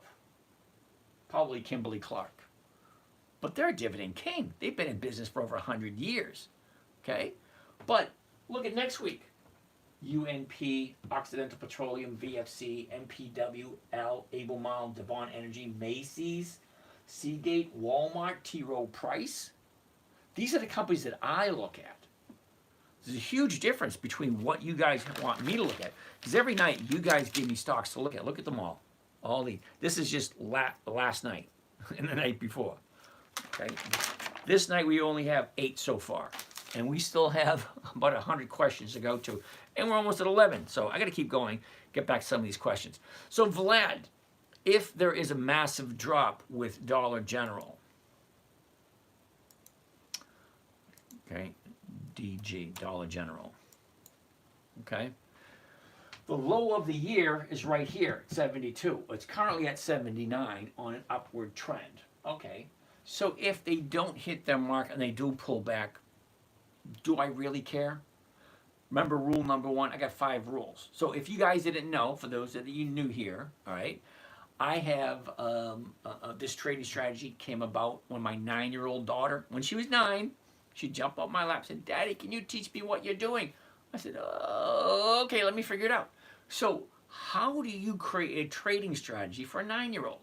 Well, it's got to be simple. It's got to be safe. It's got to be predictable, consistent, and no way for her to lose. That's the 5 criteria I had to come up with. So along with the 5 criteria, I had to come up with 5 rules. Rule number 1, never buy something you do not understand or you do not want to hold on to. If you can't buy it and hold it for the rest of your life, don't buy it. Never buy something you don't want to hold on to. If, by chance, you buy it and it hits your target and you make a profit, but let it go. It ain't a profit till you take it. Rule number 2, never sell at a loss. Defeats the purpose. Rule number 3, make sure the company is consistently profitable. At this moment in time, we checked the other day, 9,743, something like that. That's a lot of companies. 9,743 different companies you can invest in. Only about 300 make my personal list. My personal list is very simple. It's very simple. 20 years of increased profits, dividends, because there's 2 kinds of companies. One will take the profits and they'll share them with us through a dividend. The other half, the other 4,500, takes all the profits, puts it back into the company for capital growth. If you're here for capital growth, you are in the wrong place. Not what I'm looking for. I'm looking for safe, simple, consistent, predictable 1% per week. I'm looking for income. I have no desire whatsoever to put my money into a company and sit and watch it grow. Nope. If it's not giving me cash flow, no thank you. And it's exactly that simple. So if you're not here for cash flow, you're in the wrong place. Seriously. All right. So Vlad, I'm not really worried about the drop if it drops. I got no problem whatsoever buying Dollar General because we have seen it over and over again. My humble opinion is the market maker takes advantage of a bad report and drops it. But the market turns around and brings it right back where it's supposed to be. Grateful Dad, the best practice app. Believe it or not, Grateful Dad, this right here, Think or Swim, you can go download it for free. It does belong to Charles Schwab. You really need to call them saying, hey, I'd like to play with your account. And they have what's called a paper trading account. It looks the exact same as this one. As a matter of fact, let's do this. See? Right here, it says paper trading, simulated account.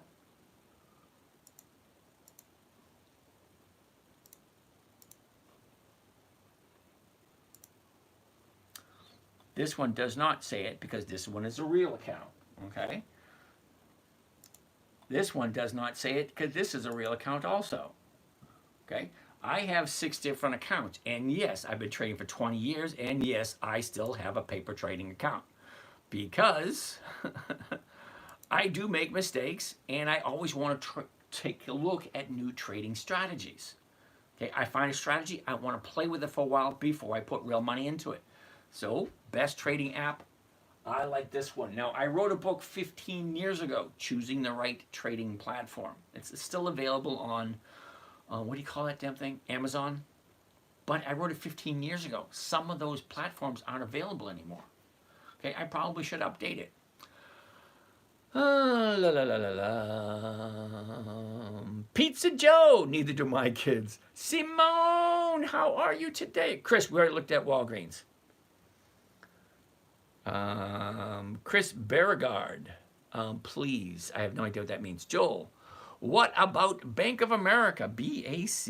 Ooh, Bank of America has been around for over 100 years. 100 years. No.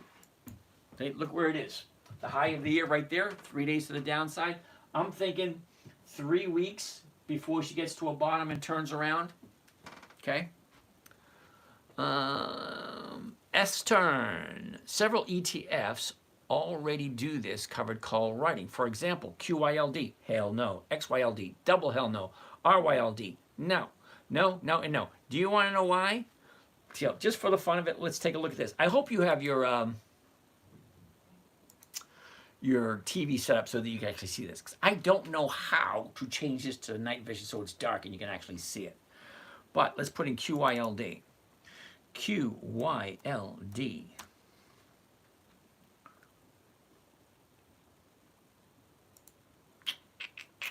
Now, I'm on Yahoo Finance. If you can't see this, if you're on your big computer, you can see this.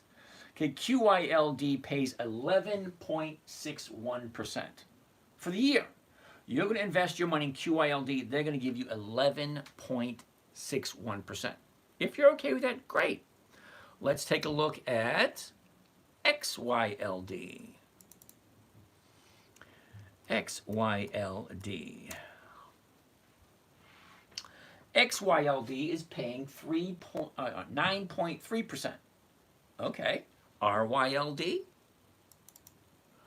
RYLD. 12.28%. So there's absolutely nothing wrong with it, okay? Because you have ETFs, and those 3 ETFs he talked about, he's right. They do exactly what I'm doing. But they do it in a manner, but they're only offering you between 9 and 12% per year. Fine, there's nothing wrong with that. Remember I told you have 2 opportunities. 1, do it yourself. 2, give it to someone else. Well, Assaturn wants to take it and give it to someone else. Fine, there's nothing wrong with that. It's wonderful, as a matter of fact, because I need buyers and sellers. Buy, sell, buy, sell. That's exactly what those ETFs do. They're doing the same thing I'm doing. But I'm making 50%. What do you think they're making? They're giving you between 9 and 11 or 9 and 12. What do you think they're doing with the rest of the money? Think about it. I'm showing you exactly what they're doing. Well, they're probably not doing weeklies. They're probably doing monthlies. Chris Berger, currently up in overnight trading. Should have a decent day tomorrow. Okay, cool. Andrea, Intel. Ooh, I like me some Intel. INTC. Now, just to let you know, I do own some Intel. Here's the high back in December. Here's the low in August. A year ago it was at 42.50. She jumps up to 51, drops all the way down to 18. Currently sitting at 22.47. The 22.47 will be looking more than likely at the 22.50s. Look at that. The 22.50s for this week, 3 days left, and is paying 46 cents a share. That's over 2%. Over 2%. If that makes sense to you. Do you like Intel? I love Intel. Look at the premiums on Intel. Okay, at the money, 2%. One strike out of the money, 1%. Two strikes out of the money, 0.75%.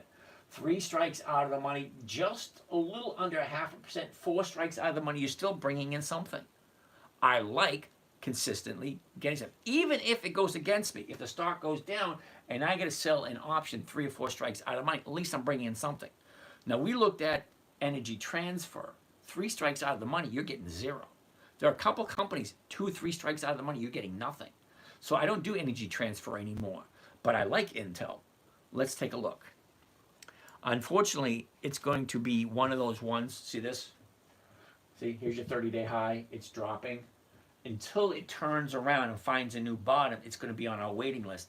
And as a matter of fact, it's right here. I'm going to put it on the list for next week because it doesn't got much further to go before it finds a new bottom. So I'm going to put Intel for next week. INTC. Okay. So if any of you guys have been following me, you know, right, because I've been doing this since January, anytime I write something down, you might want to think about writing it down too, because it's a possibility for me. And if it's that easy, it's just a possibility, but you still need to do your own paperwork. Okay? What stock is that, El Pablo? Intel, INTC. All right, Chris, can you... Okay, I'm not quite sure what YOUVDI means. Half screen, one with just a monitor and one with how you are now. It would be awesome.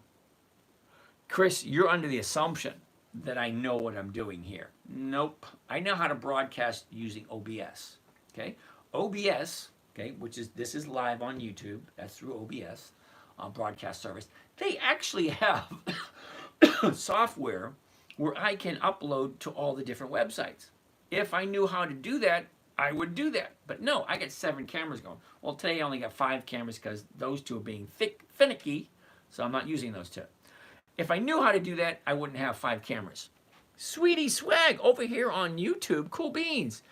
Is it better to roll over or let it expire and start again? If the price you have it is too high and you rolled it over, it might be easier to start over. Sweetie Swag, that is a question for Friday afternoon. The reason why I say that, because I'm going to quote John F. Kennedy, and I quote this at least once or twice a week. We cannot answer the questions of Friday afternoon with the information we have Tuesday night. Basically, we don't know what's going to happen on Friday. What did we buy it for? That what we know. What strike price did we get? That we know. What did we collect? That we know. What we don't know, Friday afternoon at 2 or 3 o'clock, just as we, you know, before the option expires, where is it? Is it better to let it expire? Is it better to let it get called away? Is it better to roll it? Okay, all those questions get answered Friday afternoon. Okay, it's one of those questions. You can't appreciate the sunset over the Grand Canyon until you're standing in the Grand Canyon watching the sunset. You can see it in the movies. You can see it in the films. You can see it on camera. You can see it everywhere. Until you are there witnessing it, total different scenario. Okay, so it's a good question. It really is. But it's a question for Friday afternoon. All right, let's go. Riley. Dave wants to take a look at Riley. Riley. I like Riley. I do own some Riley. Okay, R-I-L-Y. Riley. Here we go.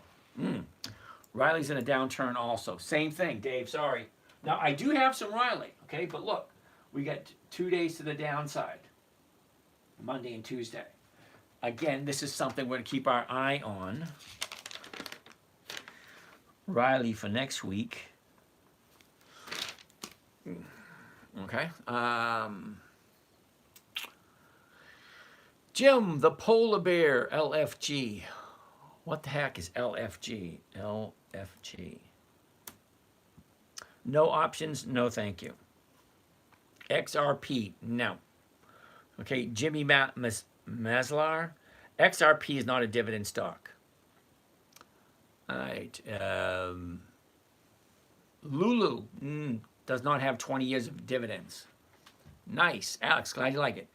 If you like it, R, what the heck is R? Ryder. No, come on, Alex. Come on, dude. You've been here long enough to know I don't do monthlies. Come on, Alex. You know better. I have $3. Cool beans. It's not Sunday. Why does your cup say that? That's a good question. So I had a question over here I just missed. What was it? Dominion Energy. Isn't that D? No. Is it D? It is D. Dominion Energy. Sorry, dude. Dominion Energy. Monthly. No, thank you. Yeah. Got that one. Yeah, this is D right here. Dominion Energy. No. Ice water. That's why you hold till it goes down and buy more at a cheaper price. No. Okay. Okay. Ice water. I don't wait to hold. Okay. Once she goes up, I make a profit. I get rid of it. I don't like to hold on to stuff. Thoughts on White Cap Resources, WCP. What the heck is that? Lulu, Lulu. Interesting. $340. What are you shitting me? LULU. Historical data. Now, I'm going over to Yahoo Finance, for those of you who know, and I'm looking up how often does Lululemon pay out dividends. Okay, have they increased for 20 consecutive years? Is it on my list? Is it something that I should be looking at? There are no dividends at this period of time. Lululemon is a no. ASML. What the heck is ASML? That's usually not a good sign when I have to say, who the heck is that? ASML. Okay. 718. I can tell you no right away. I don't do $700 stocks. ASML.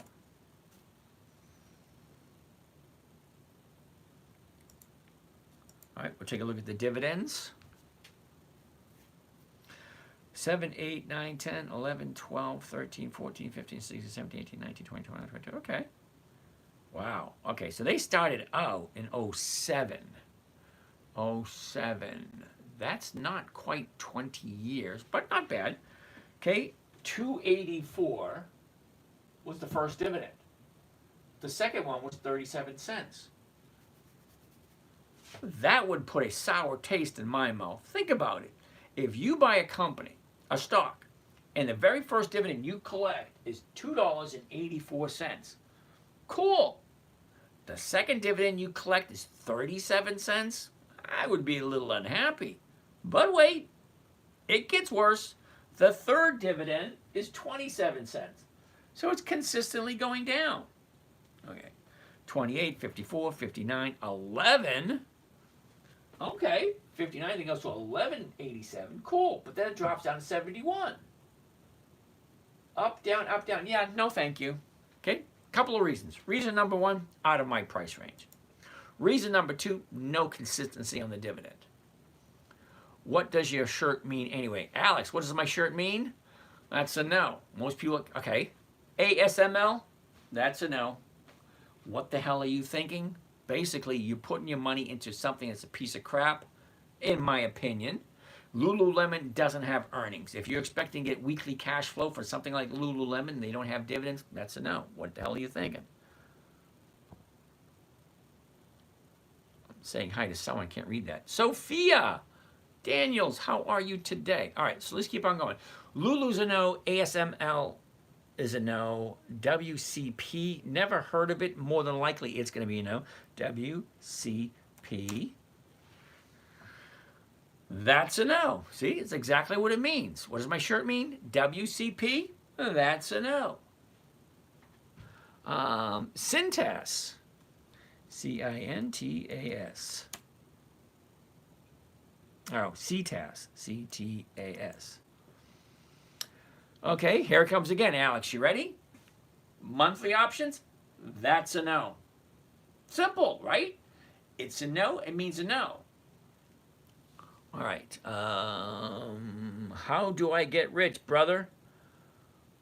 Well, all right. Here's an interesting thing. Zach, I'm not quite sure if you know this, Zach, but you ready? Zach, if you think of yourself as compared to other rich Americans, yeah, you're going to be poor. Ain't no way you're going to catch up to Elon or Jeff or even, what's that idiot's name, Bill.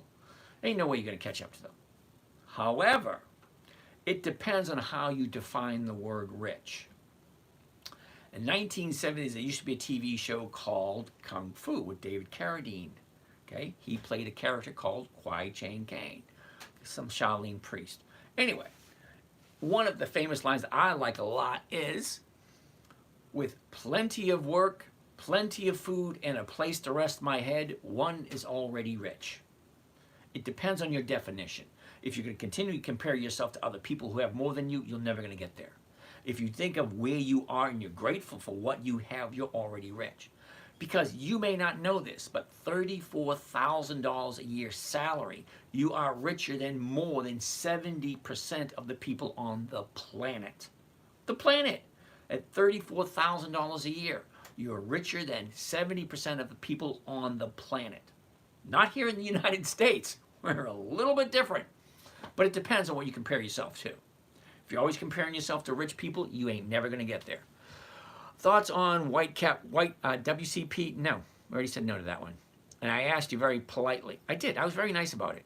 I do get to every single question. So please ask your question once and only once. WCP is a no. You ask it 3 times, it's still going to be no. Okay, Lululemon? No. ASML? No. WCP? No. Didn't we just go over this? Spider? Hell no. Paper by the K. Paper by the K. SPY. Don't get me wrong, it's a nice idea for those people who don't care. What do I mean by that? I'm not going to pull it up on this chart. I'm going to pull it up on Yahoo Finance. Okay? SPY. And I'm going to tell you what the dividends are, SPY. I'm only going to go back 10 years, 15 years, so you can read it. Okay, you ready? Start at 2000, because SPY has been paying dividends forever. Now, listen closely. You ready? Who said this one? SPY. Paper by the K. You ready? 2000, 37 cents. 37. I should give you a number. 37. 35. Wait a second. Isn't that going backwards? 38, 41, 32. Backwards again. 35, 37, 39, 33. Backwards again. It goes 2 steps forward, 1 step back. 33, let's go, where was it? 33. Right here, okay. 35, 38, 44, 35, backwards again. 36, 40, 52, 40, backwards again. 41, 47, 35, backwards again. Do you see what I'm getting at? SPY, paper by the K. Up, down, up, down. Now, when you're in a situation like me and you're relying on a consistent, predictable income, the up-down bullshit, that just doesn't cut it. Okay? Because my bills don't go up and down. They're basically consistently going up. Okay, have you seen your electric bill lately? Does it go up and then down? Well, kind of. Okay, because in winter, you probably put your heater on. Spring and fall, you probably don't have the heater or the air conditioner on. Okay, but think about it. If it's consistent, up, down, up, down. But wait a second. Okay, hold on. It gets worse. Believe it or not, it does. Let's go to the summary for Spider. Okay, now Spider's at $600 a share. Do you see what the return is, the yield? Do you understand what yield means? It means when you put X amount in, at the end of the year, you get X amount plus whatever. Okay, that's the yield, the rate of return, your interest, whatever. 1.23%. Now, you really, honestly, explain it to me in a manner as if I was a child and don't understand shit. Explain to me why you think 1.23% per year is a good thing. This is the part, okay? Alex, this is the part where, what the hell are you thinking? What the hell was that? You're investing in SPY. Great. SPY is paying 1.23% for the year. Explain to me why you think that's good. Tari Smith Sr., how are you today? Okay, so WCP, I asked very politely, do not ask the same question over and over and over and over and over again. I do get to every single question. It just takes time. Okay? WCP is a no. No matter how many times you ask it, it's going to be a no. ASML, no. LRCX, no. KHC, okay. Now, KHC is going to be very similar to Coke, Pepsi, Johnson & Johnson, KHC, 100-year-old companies. They don't need us. They don't need our business. They have a tendency to give crappy premiums. KHC at the moment is $31.50. The $31.50 is going for 20 cents, not 1%. Next week's $31.50. Yeah, you'll get it next week if you like it. But take a look. She's in a downturn at the moment. Okay, 5 days to the downside for KHC. What about daily? Ooh, I don't do dailies. Okay, I'm very consistent at all calls and only puts. Should I learn other strategies or just stick to it? Okay, is that Guinness? Guinness, here's my thought. Okay, now the reason why I only teach one strategy is basically exactly what you said. I'm very consistent in only the calls and only puts.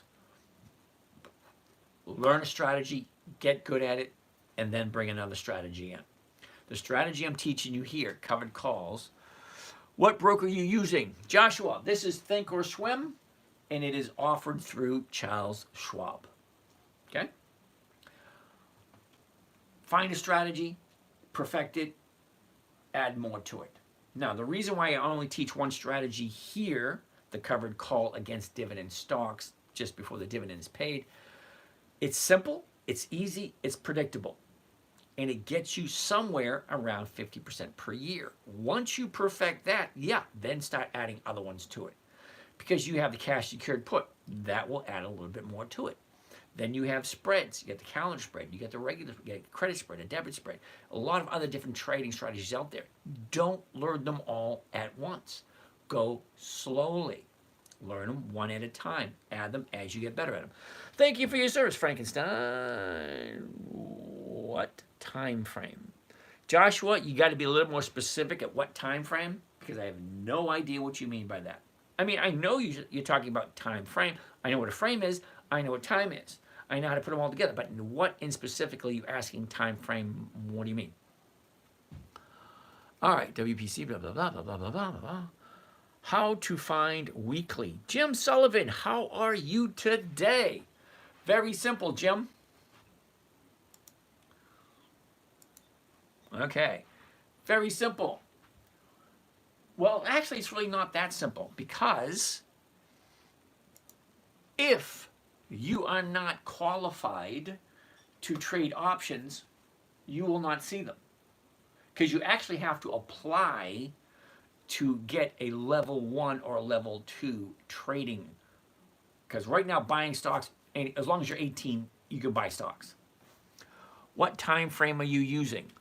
Well, right at this moment, Joshua, at this moment, we're looking at the 30-day time frame. Okay, Joshua, I look at the 1-year time frame, 90-day time frame, 30-day time frame, and then the 10-year time frame. Okay?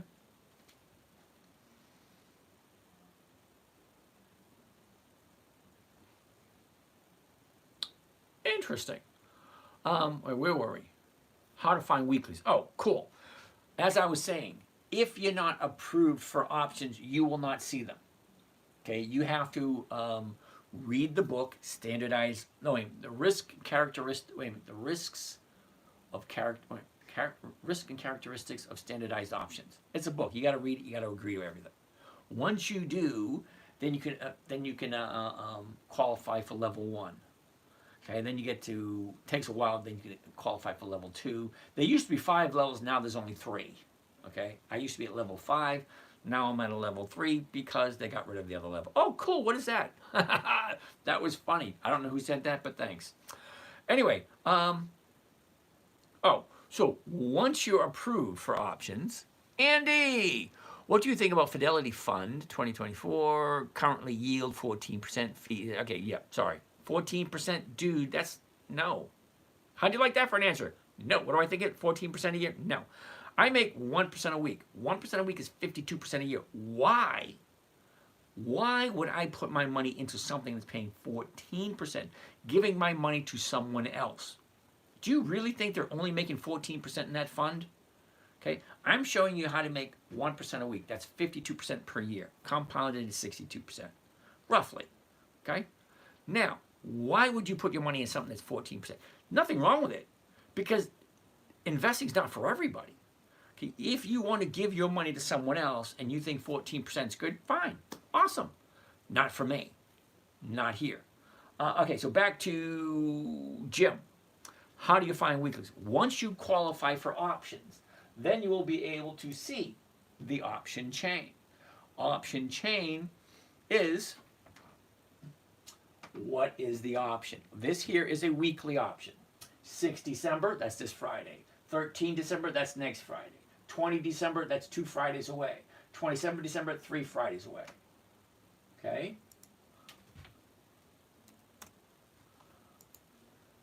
This is a monthly option.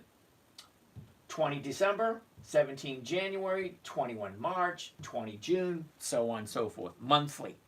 That's it. You put your stock you put your stock symbol up there, hit go, and it'll tell you it's a monthly or a weekly. Or Jim, you could go to, you ready? Write this down, CBOE.com, Chicago Board of Options Exchange. It'll tell you every single stock that has weekly options. Holy bad guys. Thank you for that, holy bad guys. Yeah, quit spamming the chat. WCP does not have options. No options, no thank you. All right, Benny, UPS. UPS, I like UPS. It is on my list, but not for this week, though. Oh, look at that.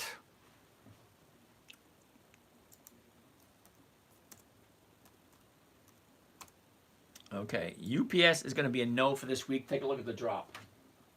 Okay, there's a high there. Let's actually look at the last 30 days right there. Okay, 30 days. The previous 30-day bottom was here, jumped up to there, profit taken. Here we are now.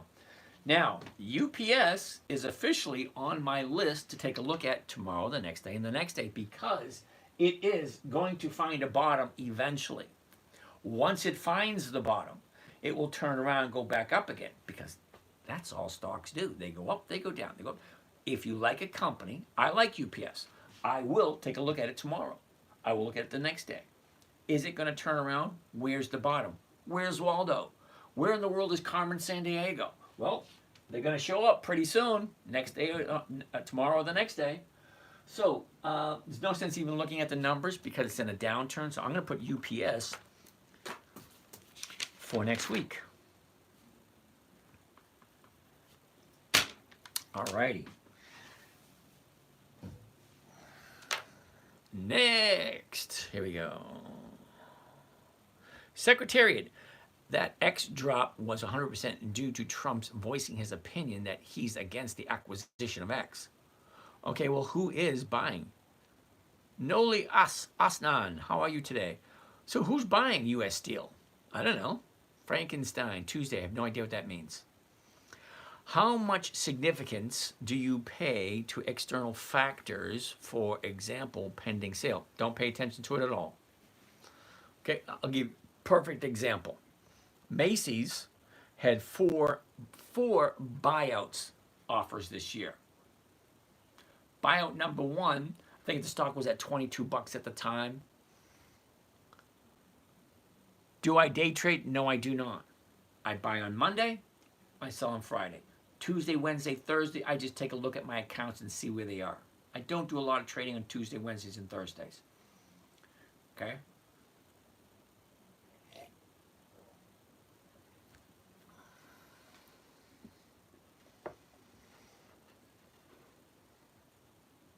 Oh, I like that question. That's an interesting question. So let's go back to user 5702607198402. Why couldn't your parents just name you something simple like Peter or Jim or Alex? Anyway, I don't pay attention to the sales. Oh, as I was saying, Macy's had 4 buyout opportunities this year. They said no to all 4 of them. And it did affect the price. They had a buyout opportunity, stock dropped. They said no. Okay. So, T, good question. You ready for this, T? Why would someone invest in a dividend stock, 15% yield, usually because stock revenue and price, negative 50%? No, I'm not 100% sure what you mean by that statement. Okay? All right, let me dissect it a little bit at a time. Number one, I don't take a look at the annual yields. Really, I don't. It's a waste of my time because I've been doing this for 15 years. Now, I've been investing for 20 years. I admit my first 5 weren't that glamorous. When my daughter was 9, I came up with this trading strategy. Since then, I've been using this one exclusively because it works. It's an old saying when I grew up. If it ain't broke, don't fix it. So, T, to answer your question, I don't pay attention to the yield. Number one, because stock revenue and price, negative 50%, I have no idea what that means. Okay, so if you can ask that question a little bit clearer, maybe I'll be able to answer it. But let's keep on going. Godric, that's a good answer to the question. T, the best dividend companies pay about a 5% yield. Yeah, he's about right. What are the key points on the number chart you look for? The key points on the number chart. Now, I don't know what you mean by number chart. Are you talking about the stock chart? Or the, what do you call this thing again? The option chain. That's what the numbers are on the option chain. Stock, this is the stock price. The stock chart. So there are numbers on here. So I'm not quite sure exactly, specifically what you're talking about.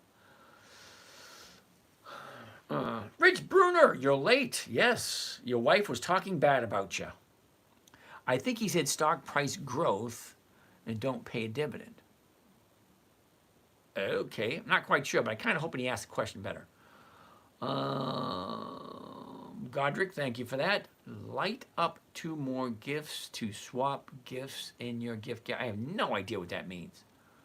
A gift gallery. Anyone who sends the gift will contribute 150% Live Fest points to the live create. I have no idea what that means either. I don't pay attention to any of this stuff because that's not what I'm here for. PM. Tuck wants to look at Philip Morris. PM. No. Now, Philip Morris is on my list, but as you can clearly see, the high was here, drops down, another high here, now we're coming down. So Philip Morris probably in about 2 weeks as she comes down. Sorry. WBA, we already did that. Haggis, back again. Cool beans. Haggis wants to take a look at General Motors. Now, General Motors is one of my fallback companies. Now, what do I mean by fallback companies? I get this question a lot. Okay, what happens if there are no decent companies to pick for the week? That's a great question because it happens once in a while. Well, I have a few companies I jump into regardless, okay, whether or not the dividend's coming up. Ford, General Motors, Walgreens, Kohl's, Nordstrom's, companies like that that have a very high book value as compared to the stock price. I'll give you an example. Right now, NVIDIA, I'm sure you know who NVIDIA is, NVDA. NVIDIA has a price of $140 per share.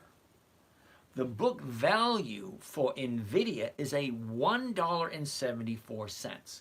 So you're buying NVIDIA for $140. If the Supreme Court says you got to divest and pay off all your investors, you get $1.74 per share. That's it. $1.74. What is the dividend for NVIDIA? 1 penny. That's it. NVIDIA is not on my list. Okay? No possible way they could have 20 years of increased dividends if the current dividend is 1 penny. Now let's take Ford for instance. Ford, the current price is $10.82. Well, the book value for Ford is around 14 bucks. If they liquidate, well, you get $14. You get more than what you paid. General Motors, same way. AIG, same thing.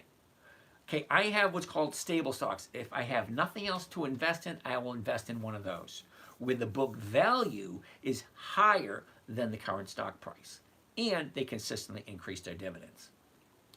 Thoughts on LEX, L-E-X-X. Wait a minute, let's finish up with General Motors. General Motors, that's going to be a no, okay? Look at the high right here, and it's coming down. Got a question. Andy, 1 penny NVIDIA got billion shares, so is a lot of money too. No, dude, it ain't. Think about it, okay? If the company was profitable and they're sharing their profits, okay, you're getting 1 penny per share. Ford has been around for over 100 years. They have billions of shares also, or millions of shares also. But their dividend keeps going up. Same thing with General Motors, same thing with Walgreens. Why is NVIDIA's dividends going down? Why are they paying 1 penny? Why are they, if they're sharing their profits, why is it only 1 penny? No, NVIDIA is a no for me, sorry. I don't care what you say about it. Okay, book value, $1.74. No thank you, okay? First thing I look at, when I look at stocks, okay, I will, before I put them into my calendar, okay, because the calendar tells me when to buy, I will take a look at how consistent are they with their dividends? Have they increased for more than 20 years? Okay. Then I will go in and I'll take a look at the fundamentals. What's the book value? What is the earnings per share? That kind of information. If it is really strange, like NVIDIA, cross off the list. Don't really care. Seriously, I don't. You can put your money wherever you want. Seriously. Put your money wherever you want. This is my show. This is what I do. I only invest in companies that are consistently profitable. And they're not skewed. Book value of $1.74 for a $140 stock? Nope. Sorry. I'll go 5 times. If the stock's at 10 bucks, I mean, the stock's at 50 bucks and it's a $10 book value, yeah, I'll do that. But if it's at $50 and it's like a 50-cent value, no. You have to draw the line somewhere. What makes sense to you? To me, a $140 stock should have at least a $50 book value, not $1.74. Sorry, I'm going to disagree with you on video. GM, is in a downturn? No. Walgreens, we already did. Lex, never heard of it. LEXX. Let's try that one more time. LEXX. No options, no thank you. Ford, let's do Ford. Hey, Ford is simple. Okay, it's in a downturn also. Not even going to waste our time with it. Look at it. Last 30 days. Okay, 30 days ago was the bottom. Last week was the high. We got 1 whole week of coming down. Now Ford is going to be on the list for about 2 weeks. So it's going to take about another week to get to about here, 2 weeks to get to about here. So I'm going to put Ford for 2 weeks. And General Motors also. Because I like both of them. Walgreens, Ford. Oh, I don't expect you to answer my question unless you feel it is necessary. Not every question, anyhow. All right, Alex. Rich Bruner. Compounded at 67%. Thank you, Rich. All right, okay. So Rich says 1% a week is 67% per year compounded. Doesn't the stock just go down after the dividend is paid? Absolutely correct. That's why we buy before the dividend. Let's see. Here we go. Hold on a minute. Before we go much further, give me a dime. Okay, so check it out. MPW has a dividend on the 12th. So what he is saying is The EX date, there's 4 dates to remember when it comes to dividend stock. Date number 1 is the announcement date. That's when they announce, hey, this is the dividends when we're paying blah, blah, blah, blah. Date number 2 is the EX date. That's the little green dot. Date number 3 is the date of record. That's when whoever owns the stock on the date of record is entitled to the dividend. Date number 4 is the payment date. So he's absolutely right. After the dividend is paid, stocks go down. But before the dividend, that's why I buy stocks 2 weeks before the dividend, because I know after the dividend it goes down. So I don't want to collect the dividend. I want to collect the run-up. All right. UC Tron, yeah, that's a no. I'm just going to skip through everything. Do you like Canadian stocks for dividends? To be 100% honest with you, I don't know anything about the Canadian market. What's that website? It's Think or Swim. Can't see the number? Yeah, that was Yahoo Finance. What stock is your margin call? I believe it was Home Depot. Logarithmics were invented to show compounded interest. Yep, you're right. Can we download that calculator? Is it for sale? The calculator is not for sale. It's free. It's on my website. How can I learn the basics? I'm old, want to start. I'm old too, dude. What's your YouTube? My YouTube channel is The 10-Minute Trade. If you go right up here to the bio, okay, right there, see my pretty little picture in the top left corner? Yeah, click on that. That will take you to my website, The 10-Minute Trader. On The 10-Minute Trader has links to all my websites, all my social media, and there's a monthly compound interest calculator and a weekly compound interest calculator. All right, I'm not going to do any more. I'm just going to run through the questions because I say I answer all the questions. Holy shit, I got 70 questions to go. What about AGNC? We already looked at it. Tesla, no. No dividends, no thank you. Whoops. Whoops.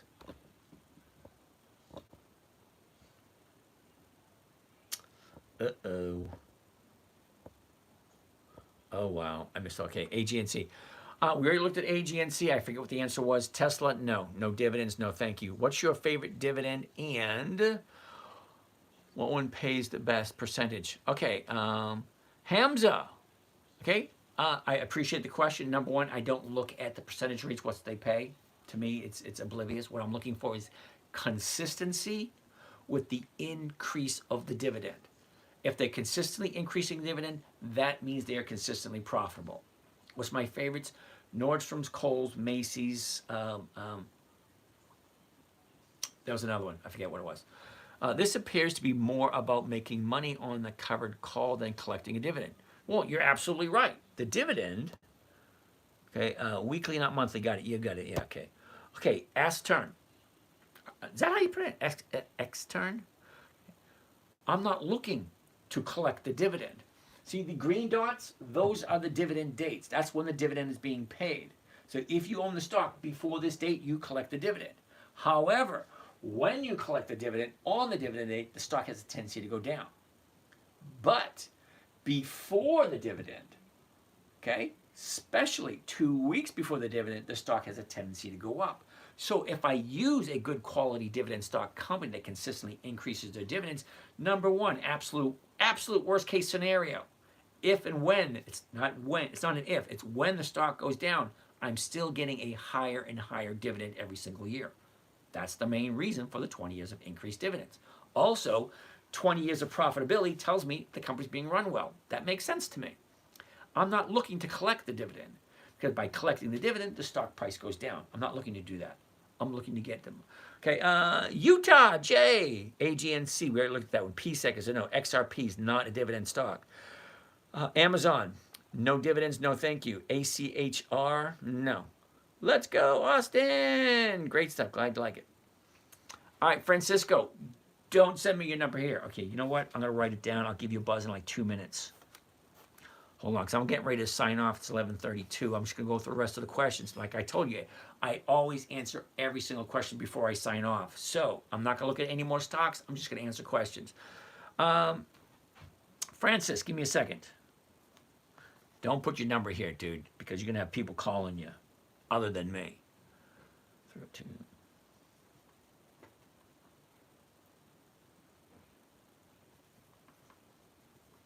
All right, give me a few minutes, I'll give you a buzz. How do you know how long the company has been around on Think or Swim? I don't.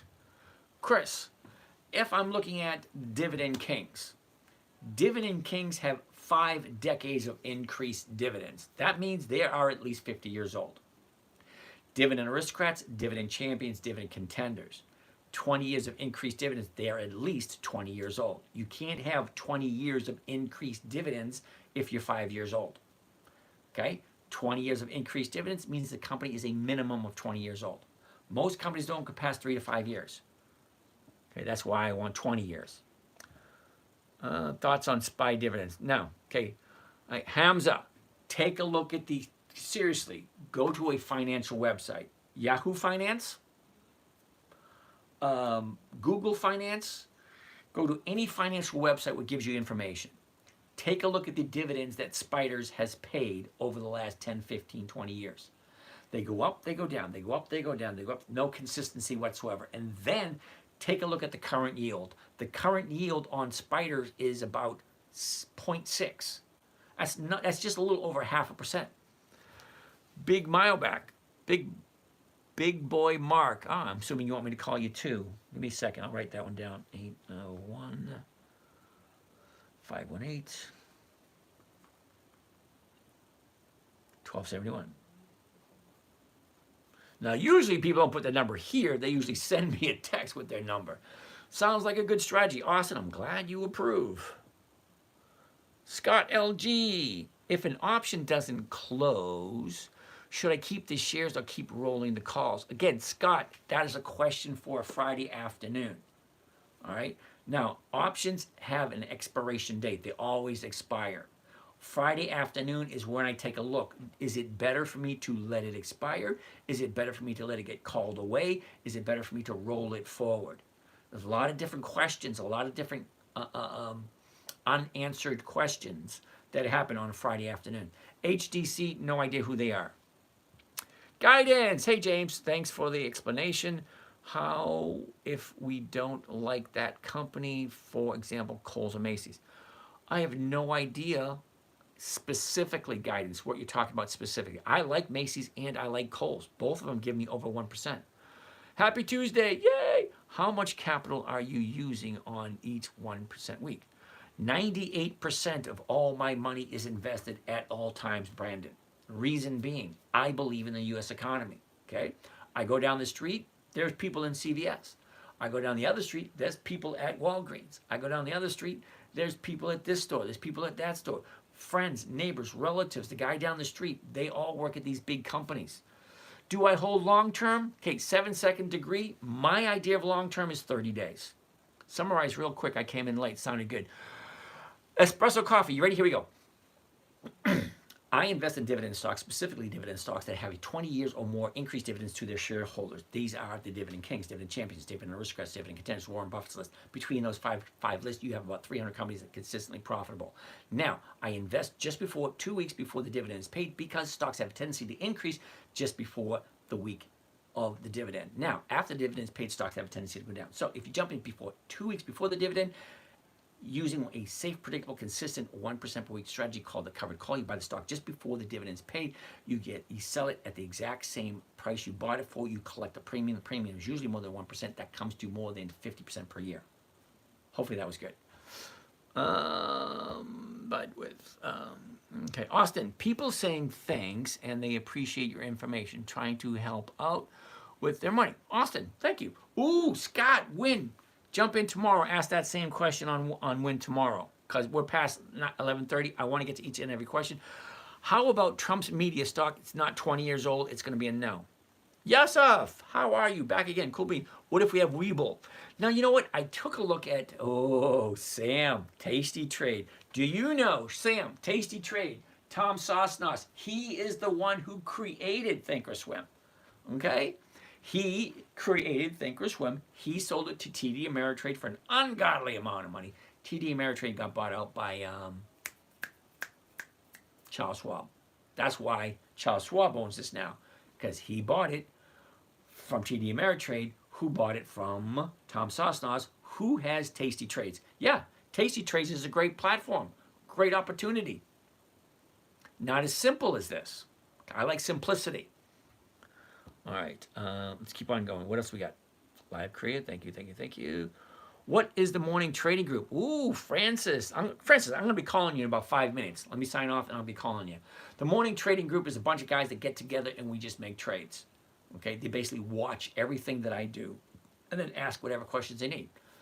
Hi, was it 8-track? I have no idea. Now, I remember what an 8-track is. I remember what a 4-track is. I bet you don't know what that is. Trader Kev, Cisco. Oh, okay, Cisco, SYY. Not on my list because it's a monthly. Now, there's 2 Ciscos. SYY, Cisco. CSCO, Cisco. One's a weekly, one's a monthly. Crypto Tracker. Do you look and sound like Saul Goodman? Don't even know who he is. I don't know if that's good or bad. I don't know if it's good or bad. Okay, brother, what is a good audio book to listen to on trading? Ooh, I don't know that one. Jack Lack, back again. How much does it cost to be on the morning trading calls? I would like to do it. Okay, Jack Lack, it's $100 a month. Okay, ask any question you want. You get to look over my shoulder and watch me trade every morning, and then it's open discussion after that. And just like this, I stay on until all the questions are answered. Brother, what is a good audiobook? I have no idea. I'm looking for passive. Alex, sorry, dude. This is something you actually have to do. Passive, you mean you want to give your money to someone else? You're in the wrong place for that. Matter of fact, there might be someone here that might be able to help you out. What is a good... Okay, dude, stop asking me the same question. How do I feel about Intel? Love Intel. It's actually on my list. Hood, nope, doesn't have 20 years of increased dividends. What about DJT? Frankenstein, DJT is a new company, doesn't have 20 years of dividends. It's going to be a no. Ava, where did you learn about trading? Did you gain the information yourself or any good books? You know, Eva, a good book that I learned a lot from it was, hold on, The Wall Street Money Machine by Wade Cook. It's an older book, but it's a simple read. Kyle, ExxonMobil, love ExxonMobil. Questions on YouTube. I looked at all, oh, you had a question, Sweetie Swag? Now, Sweetie Swag, you're in the morning trading group. You have a question, just ask away. And I don't see one here. Oh, there it is. Is it better to roll? Yeah, I already answered that question for you, kiddo. AMDY. You have to ask me about it tomorrow. Aster? Okay, Aster, is that Hale or Haley? I don't know. Ask me about AMD tomorrow. We're already past our time. I said daily, not monthly.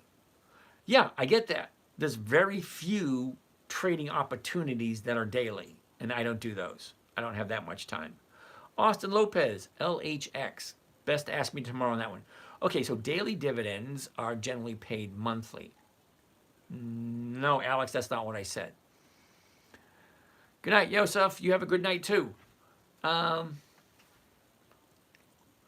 All right, Alex, I don't know any company that pays daily dividends. I don't know any company that pays weekly dividends. Okay, they all pay monthly, quarterly, annually, biannually. I don't know anyone that pays weekly or daily. Chris Joe, brother, what is a good audio? Dude, you keep asking me the same question. All right, Austin, LHX, never heard of it. Okay, what is a good dividend return?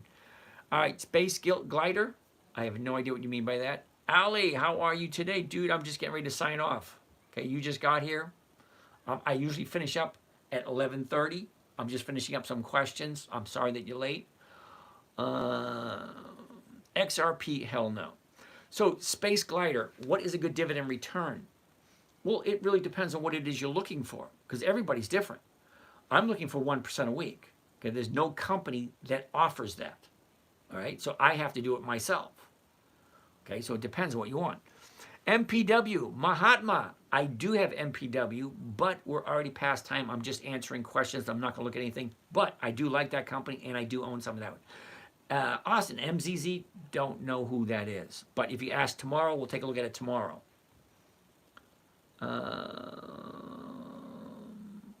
Ooh, Austin wants to take a look at Alibaba. Alibaba's only paid 2 dividends. So Alibaba is a no. What about AMD? AMDT. What the heck is AMDT? Now, I know what AMD is. I know what ADM is, but AMDT, what the heck is AMDT? Hold on a minute. AMDT. There isn't an AMDT, kiddo. Can't find that symbol.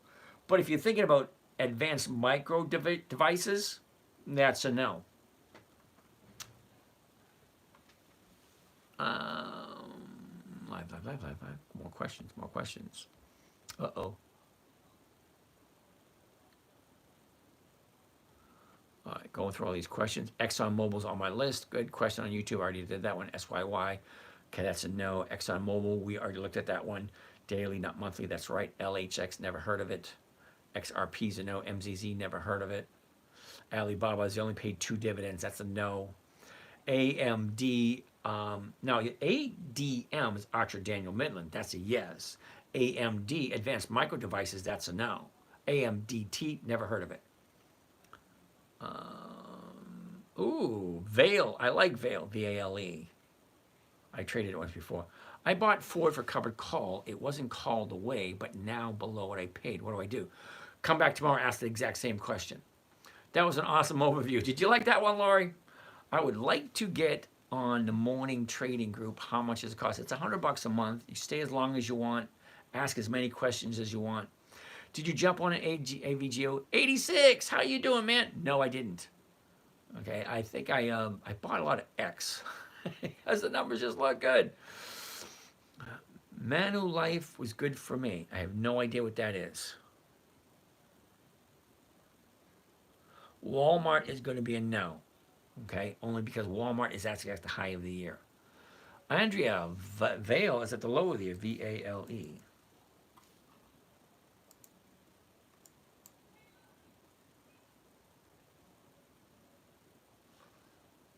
Hold 1 second. Let me take a look at Vale. VALE. Historic data.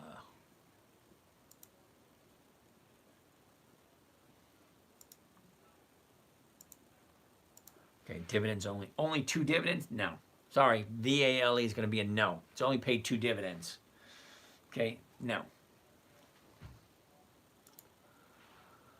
Mamet, which is better, buying options or selling them? Okay, Muhammad, 80% of all options expire worthless.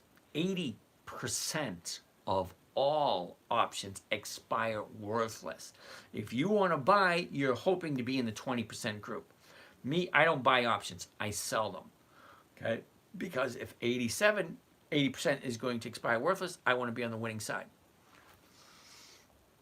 Okay, no nickname. Have a good evening. You too.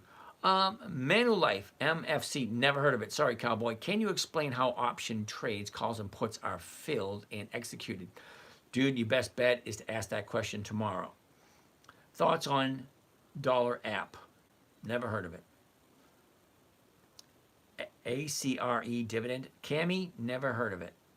Muhammad, covered calls. Yep, absolutely. I like those. See, a covered call, you're buying the stock. When you buy the stock, you own it for as long as you want to own it. But a covered call, you buy the stock, you sell the option against it. That option is going to expire at some point. So whoever you sold that to has to do whatever they want to do with it before it expires. Okay, Marathon Man. Dude, you've been here long enough. You know I don't do Tesla because Tesla does not have dividends. Okay, user 283946. Energy transfer, the premiums just aren't as good as they used to be. So I don't do energy transfer anymore. Cowboy, PBR, no. Verizon, yes. Give it a quick look, please, if possible. A quick look. Crazy Bando, what are we talking about? AAP? Cami, how do you leverage your options? I don't leverage my options. I sell them against the positions I hold. Okay, so Cowboy, wait. Who is that one? Oh, Crazy Bando. You want me to take a look at AAPP? Okay. Here's my quick look. Are you ready? Here's my quick look. No. High of the year. Wait for it to come down. Okay, user 8589046, blah, blah, blah, blah. X, US Steel. Yeah, we already looked at that one today. Are you in Pepsi or like it all? No, I don't. Pepsi is one of those few companies. 161.99 to 162.52 cents. Yeah, no, thank you. The premiums are terrible with Pepsi. Ford, Pepsi, Johnson & Johnson. Companies are so late. I mean, companies that are that old, the premiums really aren't that great. Shoot, I was late. Yes, you were. I'm here from 9 o'clock until 11:30. Now, we're way past that time. SMCI, oh, hell no. Cowboy, are you shitting me? What the hell are you thinking? SMCI, seriously, dude. Go look at the dividends. They're crap, number one. Number two, how long have they been paying dividends? Not that long. Then take a look at what the yield is for the year. Crappy. Costco. Okay, tomorrow. Let's do this all tomorrow. What the hell were you thinking? Exactly 86. SMCI, what the hell are you thinking? Mahatma, Altria MO, do that tomorrow. Okay? Alex, glad to entertain you. Well, I'm done. That's it. I'm done. SMCI, you really had to ruin my night with that crap. Seriously, dude. No, Cowboy, seriously. Go in, financial website. Pick one. Doesn't matter which one. Any financial website. Take a look at SMCI. How often have they increased their dividends? How consistently have they paid their dividends? What is the current yield? Yeah, it's growth. Yes, I get that. I get it's growth. But take a look at what the growth is. Okay? I believe, well, fuck it. Let's take a look. I'm going to show you. SMCI. SMCI. Summary. I'm going to go to the summary for SMCI. Now, they don't even have a yield. They can't even tell you what the yield is for SMCI. Okay, SMCI is just a big fat no for me. All right. You guys have a great night. We'll see you again tomorrow, 9 p.m. Same bat time, same bat channel. I'll catch you guys later. And now, there we go. And we are done here. You guys have a great night. We'll see you again tomorrow. And we are done. And now, there we go.